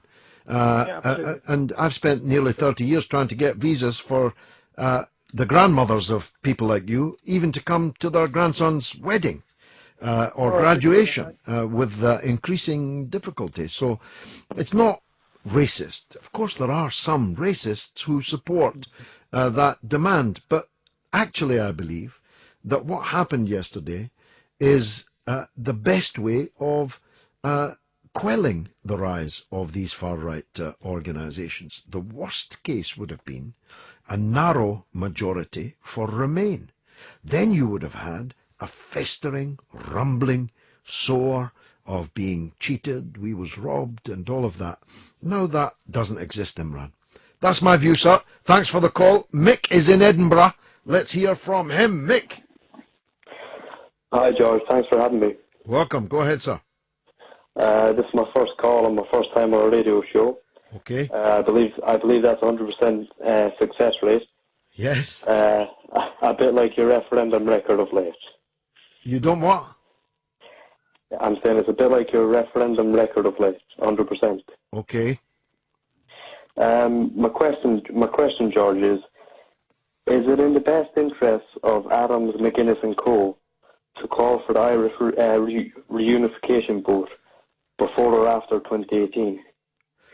Well, I mean, they have already called for it, for a border poll, and I think that they are right.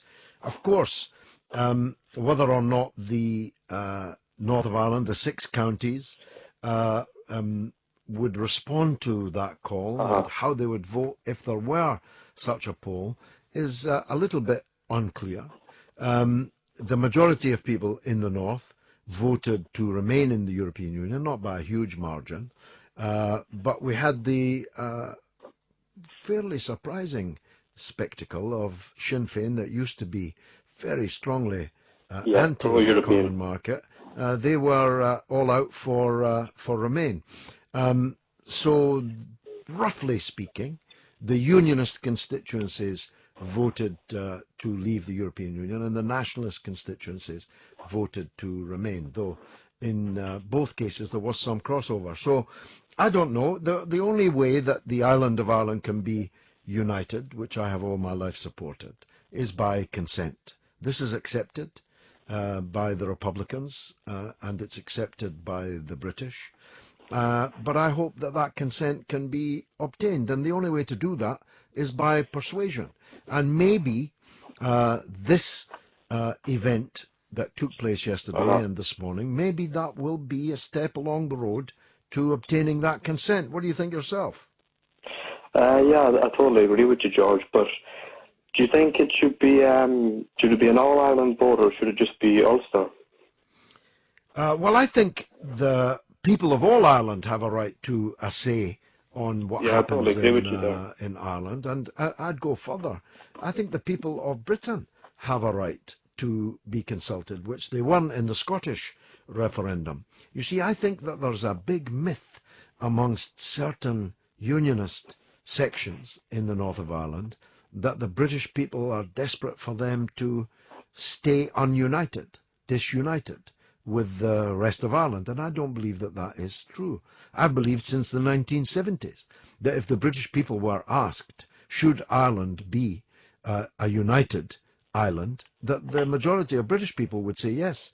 And of course, if the same poll was held in Ireland, the overwhelming majority would say yes. But you're never going to get that until you've persuaded enough of the people who currently regard themselves as unionists to get that.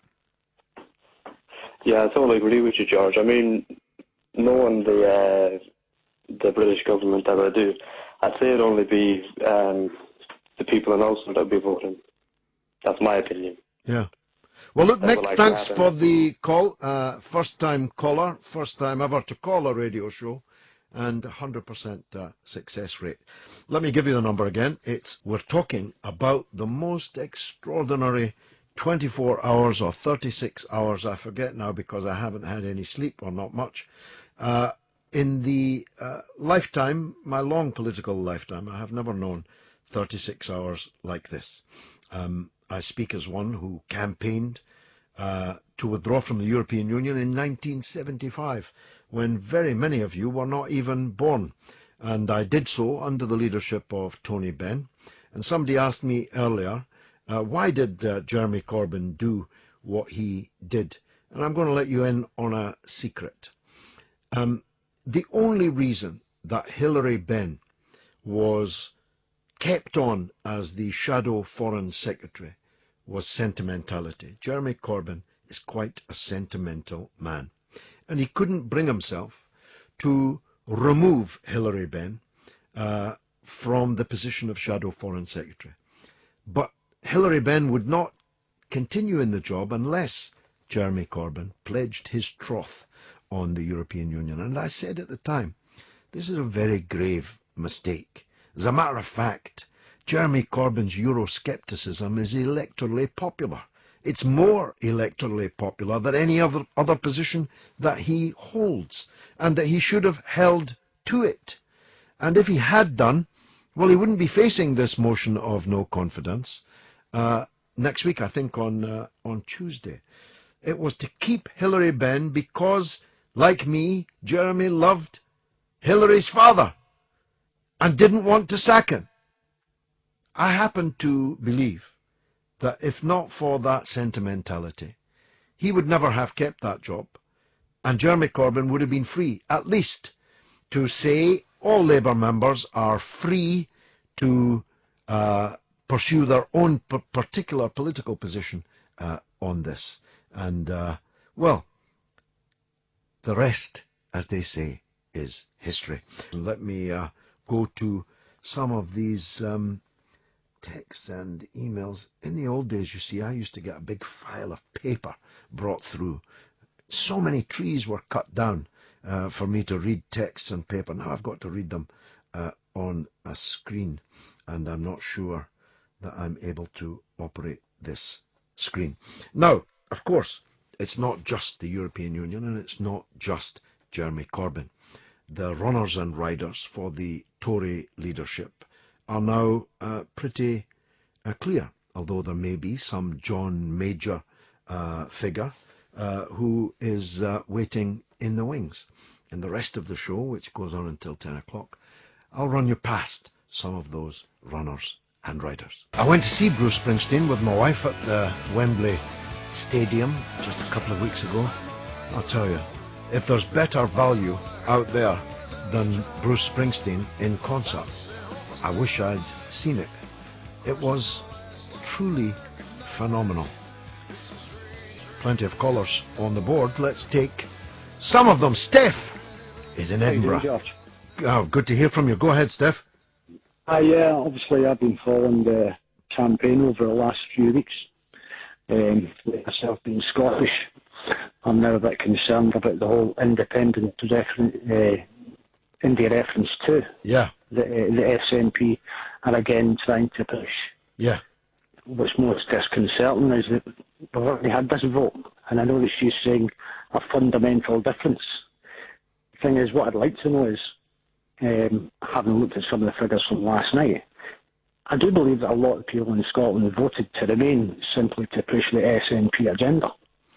And what would be interesting to see would happen is if they had their India reference to and lost. Well, that's, of course, one of the things that preoccupies her. Of course, if they had an Indie Ref 2 and again lost it, then that really would be the SNP's project dead and buried. Not for 2 years this time, but for decades to come. So the stakes are very, very high. Here's my take on it, Steph. I don't believe there's going to be an Indie Ref 2. I don't believe that the EU will be what it is today by the time 2 years from now comes along for Scotland to be so madly in love with. Thirdly, I don't believe that Nicola Sturgeon has the legal authority to call a referendum. I don't believe, fourthly, that the calling of an unofficial referendum would be a sensible thing to do and might take us into quite dangerous territory. But lastly, that if they did have an Indie Ref 2, I believe that it would be again defeated. Where do you stand on that? I'm utterly against anything the SNP stands for, apart from Trident. Not in the fact that, I believe we should maintain our long-range surveillance remote systems. I am all for unilateral nuclear disarmament, but when you've got people like Iran who are quite unstable and we never know what the future would hold, we cannot just give up.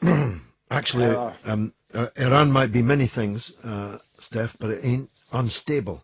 The Islamic regime in Iran has been in power for 33 or 35 years, and I promise you it's not going away anytime soon, so it ain't unstable. But I take your point. Let's hope that they sort out Syria, because, and this takes me on to something else, which is a bit of an oxymoron.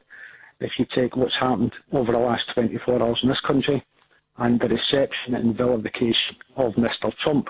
Now, I don't have an opinion one way or another, but I'm very concerned that Clinton is intending to increase defence spending on American forces on the ground by 400%. It's very hard to believe how you could even do that, given that the United States spends more money on weapons than all the other countries of the world put together. Yeah. Steph, thanks for the call from Edinburgh. This is the mother of all talk shows. Many, many interesting texts. I just haven't had time actually to go through most of them. George, even though I'm one of your biggest fans, I voted for Remain, mainly in disgust at the anti-immigrant rhetoric of the far right. Nevertheless, I hope you're proven right in your optimistic post-Brexit predictions. For instance, months ago you predicted that David Cameron would go. He has. That the Tories would implode. They might.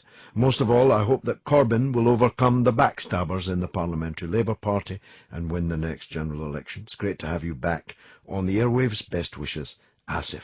Thank you very much, Asif. Very well summarised position. Now, Kirsty Blackman is the SNP MP for Aberdeen North. Of course, therefore, she was a campaigner for Remain yesterday, which won in Scotland, but which lost in Britain as a whole. I'm going to infer that she supports the statement of her leader, Nicola Sturgeon, today, in which she said that the independence referendum too is very much now on the table. So let's explore that with her. She's been good enough to come on the show. Kirsty, welcome. Good evening. Hiya. First of all, what was the result in your area, in the northeast of Scotland? It was a bit closer than it was some other places, no? It was in some parts of the northeast of Scotland. So Aberdeenshire and Moray had pretty close results. In Aberdeen, it was a pretty clear result for Remain. Mm-hmm. Moray was 50-50, I think, no? It was really pretty close, yeah. So, anyway, leaving aside the issue of just how Europhile Scotland is, and I fought the referendum in 1975 when it was one of the least Europhile places in the EU referendum, or the EC Common Market referendum as it then was. Leaving that aside, do you really believe that the Scottish Government has the legal authority to hold another referendum on independence so soon after the last one? I think the Scottish Parliament has a right to choose if it should hold a referendum, not so much the government, but a majority within the Parliament. I think that's completely reasonable if that's the will of Parliament based on the will of the people. Is it legal though? A reasonable way to go. Is it legal? Is it legal? I don't think it's illegal. I don't think there's anything that we can't. As you know, the last referendum took place under the legal authority of a decision of the Westminster Parliament, which has now expired. Not the Parliament, but the legal authority. So it would require the Westminster Parliament to pass new legislation for a second referendum, wouldn't it? Well, I understand in terms of technicalities we could have a referendum without that. Obviously, there was the historic Edinburgh Agreement, and genuinely nobody knows what would happen if we had to negotiate, another independence referendum. I think that if we had the backing of Parliament, if Parliament wanted an independence referendum, I think it'd be very difficult for Westminster to say no. Particularly, it's just that you promised us that it would. Alex Salmond was never done telling us that this was the last chance for a generation. And now, even in these fast-moving times, 2 years is not a generation. And I completely understand that, but it was not foreseen that we would be dragged out of the EU against our will. And I've had some of my friends that most vociferously were in favour of no, getting in touch and saying, I would support Scottish independence now, I'd rather be European and Scottish than be outside Europe. So there has been a real mindset change with some people. Yeah, although that wasn't demonstrated in the Scottish Parliament elections in May, was it? Because actually you lost your majority in the Scottish Parliament. In terms of the number of MSPs. We've got fewer MSPs than we had previously. It's very, very difficult to get a majority in the system of proportional representation that there is. It's set up so that we don't do that. And actually, it's so unusual for a government to be as popular as the SNP government has been, even now. You know, this far in. I'll grant you that, but it doesn't seem to indicate a seismic shift, at least in May, and this is only June, that towards the support for Scottish breakaway. And I think the key thing, the thing that has possibly changed people's minds, and it's really too early to tell, has been, you know, the referendum. I don't think that you can't really necessarily equate support for the SNP with support for independence. They're two different things. And, you know, the Green Party got a sizable vote and have got, you know, some MSPs as well. So would they vote, you think, for a new referendum? Because they've got the balance, don't they? There's a majority of MSPs in the Scottish Parliament who are in favour of independence, because the Green Party, that's in their manifesto that they favour independence too. Yeah. So it's quite likely then that Nicola Sturgeon will get her way and that there will be a referendum. Of course, that then opens up, we can't speculate as to what the European Union will be come 2 years from now. Yeah, and just to stop you there, I think we need to take a step back, that it's not we're immediately jumping into a referendum. It's we will do our best and we will see what we can do to ensure that Scotland stays within the EU. And I think that's the key thing. Those avenues with talks with Brussels and things need to be explored first. It's not immediately we will have an independence referendum. It's let's see what we can do. It's within 2 years of the triggering of Article 50. So that's basically 2 years come September. Sometime in that period. Here's what I just don't get, and I think you are weak on this, but not you personally, but the SNP and the independence argument is weak on this point. Why do you want to come out of a democratically elected union in Britain, but remain in an entirely undemocratic union in Brussels? Well, you can argue the nature of democracy there, because actually the Westminster Parliament's not particularly democratic. No, but it's a lot more democratic than the EU. Huge number of lords. No, I agree, and I'm in favour of not until the last lord is hanged by the last ermine robe and all that. I agree with you on that, but it's a lot more democratic than the EU, which is not democratic at all. The EU is relatively democratic, and you know, actually, if you look at. Did you elect Donald Tusk or Herr Juncker? I didn't, but I did get to elect my members of the European Parliament. Yeah, but the European Parliament has no power. The European Parliament has some power. Well, very, very little. A parish council compared to the power of the European Commission and the Council of Ministers. But then, you get into the nature of discussions about power. So in terms of the Westminster Parliament, do we actually directly elect the Prime Minister? Well, look, you would never accept the level of powerlessness in the European Parliament. You would never accept a Scottish Parliament with such little power. I think one of the differences between the European Union and the United Kingdom is the way that those two things are set up. So in terms of the European Union, there are vetoes. There's the ability to opt out of things for nation states, and there is that ability. Whereas within the UK, Scotland feels quite a lot of the time that we have things done to us. Well, you have them done to you by the European Union, and the difference is you have a say in electing a British government, but you have no say in the election of the European Union's government.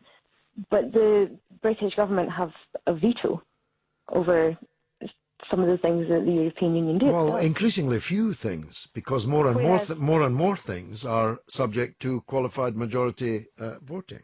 Whereas Scotland has no veto over anything that Westminster does to us. No, I think the point that you made earlier was a good one, that you don't want to be dragged out of the European Union against your will, but you propose to drag Scotland out of the United Kingdom against the will of the rest of the people of the United Kingdom. How fair is that? I think it'd be interesting to see what the levels of support for Scottish independence are within the rest of the United Kingdom. We've never asked them. And actually, having spoken to quite a few people around London. I spend more time in London than I ever have before. Speaking to those people, there's quite a few of them that are, relatively in favour of Scotland having independence. Well, not me, and I'm Scottish. I didn't even get a vote. Look, Kirsty Blackman, it's been a pleasure to disagree with you. Thanks very much indeed for coming. Yes, you too, thanks. On the mother of all talk shows.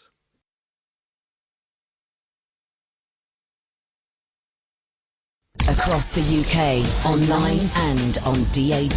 A new kind of talk radio. We'll get you talking. Calling all plumbers in Bath, hairdressers in Barnet, and personal trainers in Slack Bottom. Take your career up a gear with Just the Job on Talk Radio in association with adview.co.uk. Listen to the Paul Ross Full Set Breakfast every Monday morning from 6 and get expert advice on the UK job market from the adview.co.uk jobs guru. Plus, learn top tips for setting up bespoke vacancy alerts so you'll never miss out on your dream role again. Just the Job on Talk Radio with adview.co.uk. Thousands of jobs in your area. What's doing, Wolf? You got a problem? Yeah, I want to rent out my flat, but you don't want your tenants to take you for a ride. I got just the guys for the job. This is legal, right? Of course, I'm talking about direct line. With landlord insurance, you get the legal documents you need, checked by pros. Oh, great. So if things get messy, you've got the legal muscle to make wise guy tenants disappear. Without getting my hands dirty. You're a fast kid. Direct Line Landlord Insurance, including legal document service. Can your insurance do that? Search Direct Line Landlord. New and renewing customers. Underwritten by UK Insurance Limited. Euro 2016. Goal-scoring legends, red card villains, and returning champions. 10Bet Premium Sports Betting. Over 22,000 live events every month. Hundreds of in-play and fast markets. Feel the excitement. Kick off with a first deposit bonus of up to £200. Play at 10bet.co.uk. That's 10bet.co.uk. 5 rollovers deposit and bonus required. Minimum deposit £15. Please gamble responsibly. Talk Radio, traffic and travel. In Cumbria, the A69 is closed in both directions with delays due to flooding between Warwick-on-Eden and Warwick Bridge. In Cheshire on the M6 northbound, there's delays. The slip road from Knutsford Services is blocked back onto the main carriageway there on the M6 north. Staffordshire's M6 northbound has a lane closed due to an accident between junction 12 and 13. And in the West Midlands on the M6 southbound, there's debris on the road between junction 10 and junction 9. I'm Alex Totney. To avoid allergens at home, you could scrub and spray all day. Or do it the easy way. Get a Dyson. Dyson's powerful V8 cordless vacuums and purifiers will reduce allergens and leave your home super clean, so the whole family can breathe easy. And we're so confident you'll love them, if you don't, we'll give you your money back. See the full range online or in store today. At Currys PC World, we start with you. Return product to any Currys store with proof of purchase within 28 days for a full refund. Offer ends 27th July. Jerry! You've watched the cult TV show, you've seen the controversial opera, you've read the best-selling book, and you've drunk the intoxicating aftershave. Now, check out the Jerry Springer Radio Show, right here only on Talk Radio. Join me, Jerry Springer, live on tape from a coffee shop in Kentucky, and enjoy the very best after-hours conversation, recreation, and just a little caffeination. It's Tales, Tunes, and Tomfoolery on the Jerry Springer Radio Show, this Saturday from midnight, only on Talk Radio. We'll get you talking. The mother of all talk shows with George Galloway on Talk Radio. We'll get you talking.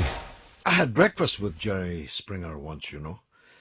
No, there's no story. There's no Jerry Springer story behind that. He just invited me to breakfast in the Dorchester Hotel in Park Lane in London. He's a very fascinating fellow. I'm going to listen out for his show. The Boy, that's spelt B-H-O-Y, says, George, you're a fanny. Of course, I think he means that in the American sense. But just a tip, boy. That's not how you spell your in this context. And an emailer says, George Galloway, got a chance to speak to you earlier for the first time. I'm 36 now, and I've been following and listening to you since I was 26. That's 10 years ago. And I must say it was an absolute pleasure. You're a champion, and the only person in the media and politics that speaks for the working class people. God bless George Galloway. Thank you very much indeed for that very kind email, made up for the insults of the boy. Shan is in Motherwell. My goodness, is everybody listening, calling, and an expert tonight? Scottish? Go ahead, Shan. It's Siobhan, sorry. Siobhan, I beg your pardon. Go ahead. I'm okay, George, thank you. It was just to highlight something that hasn't been shown or broadcast in any of the media, and that was the positivity that no matter what age, gender, race or creed you are, the positivity that everyone is taking active involvement in politics and an interest in politics. Yeah. And People are not, I've always said this, Siobhan, people are not apathetic about politics. They're apoplectic about the pathetic nature of the politicians.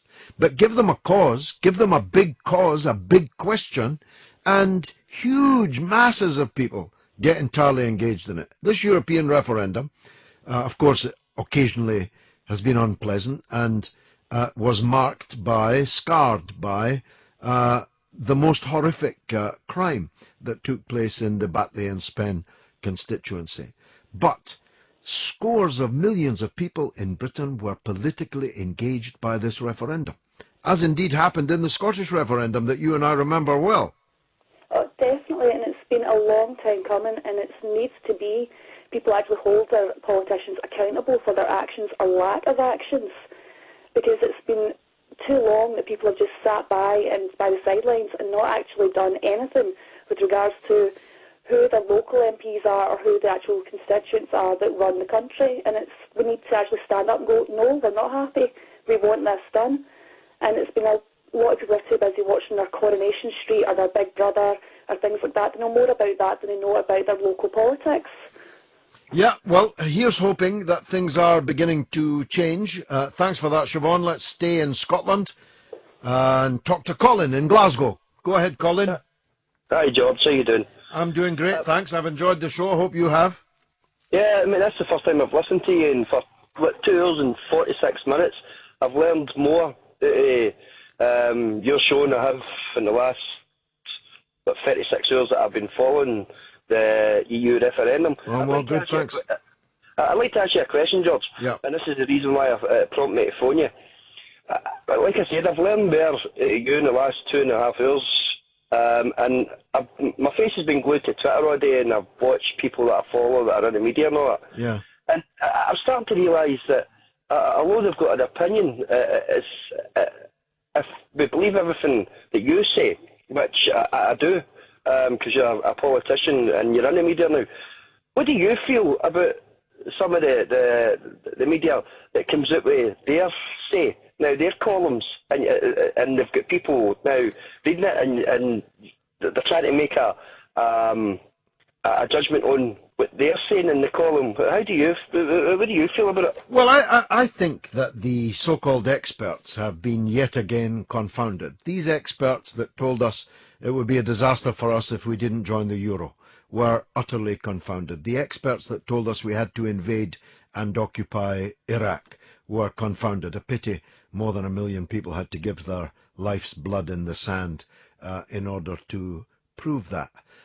All these experts that told us, and the markets that followed them, that we were going to remain in the European Union yesterday. At one stage, one guy that I see on Twitter said that the betting markets now showed that it was 90% certain that we were going to remain in the EU.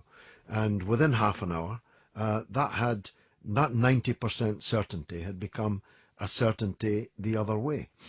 So I don't hold much with experts, and the idea that you've got to be an expert to have a valid point of view, and I even heard it said several times on the television that people with degrees, I don't have a degree. I left school at 16. I was never at university. I have no degree. But I'm an expert.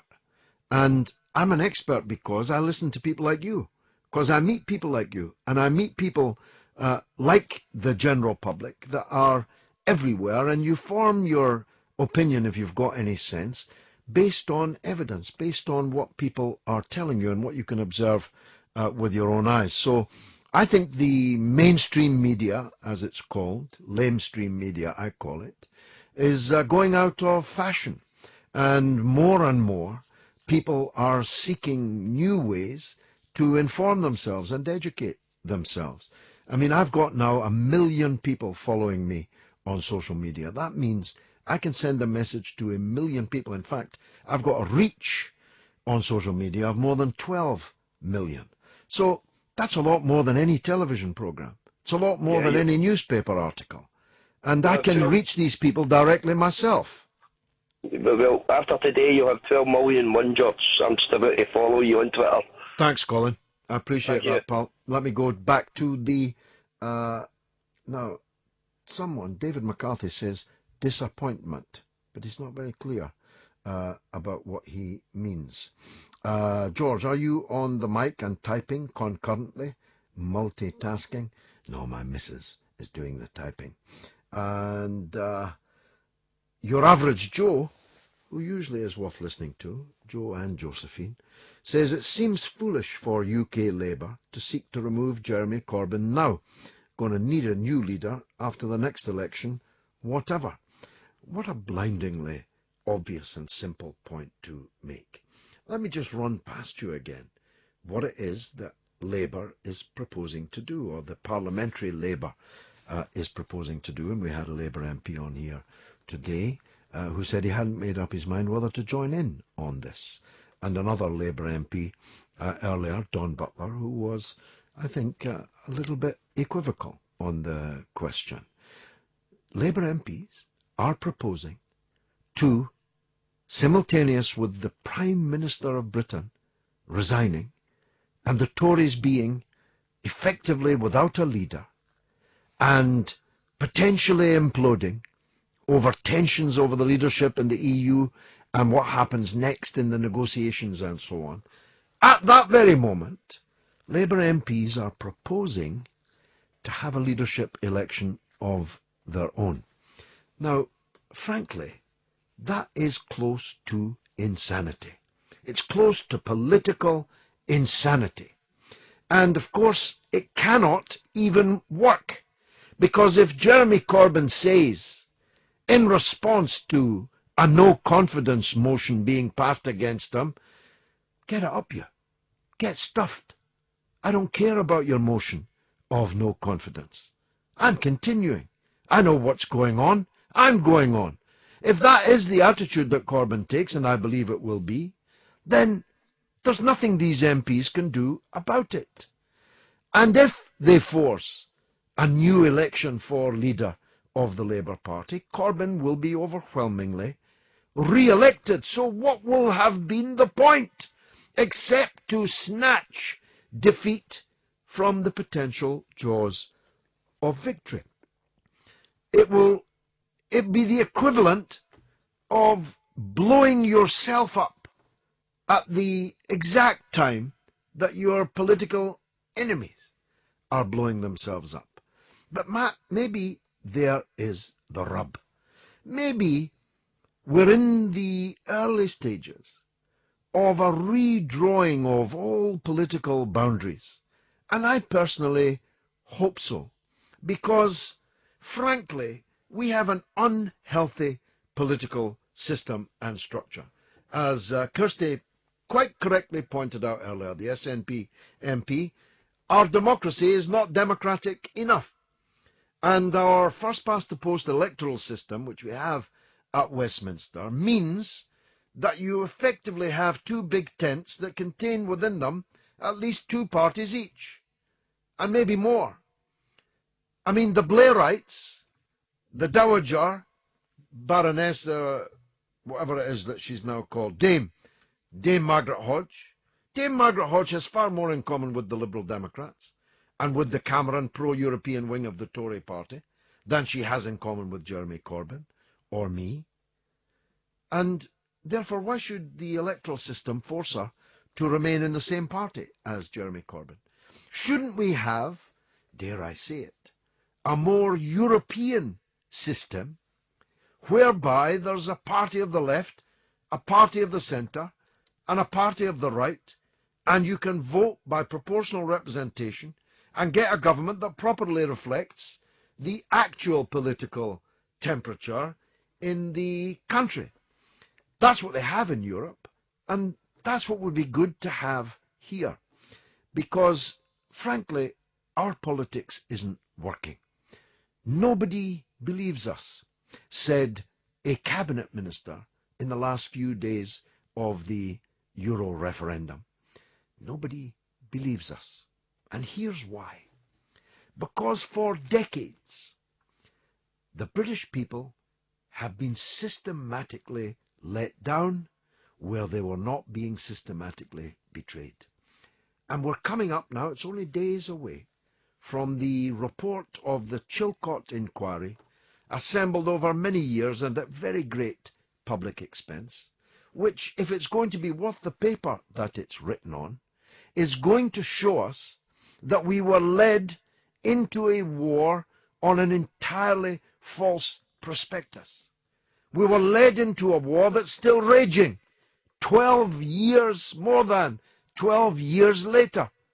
That we were led into a war that begat another war and another one and another one, and that the cascading of extremism around the world continues apace. And that's one of the main reasons why, to quote that cabinet minister, nobody believes us. Nobody believes you because once bitten, twice shy. And that's true on both sides of the Atlantic. One of the reasons why Donald Trump is rampaging through the US political system is because of the discrediting of the political class.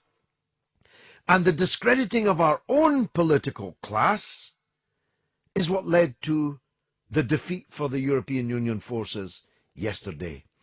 Of course, people were concerned about free movement of labour. Of course, they were concerned about the lack of democracy in the European Union. Of course, they were concerned at the net expense that the British taxpayer has to incur in order to remain in the European Union. All of these things are true. But the main reason why the experts were thrown out on their noses in yesterday's referendum is because nobody trusts them any longer. Nobody believes them anymore. And that's because people know that they will say whatever needs to be said to get their way, to get re-elected, to get power, irrespective of whether they believe it or not. Now, I promise you this, on the first of the mother of all talk shows, I will never lie to you. I will never tell you something that I don't believe. I might be wrong, but I'll never be telling you a lie.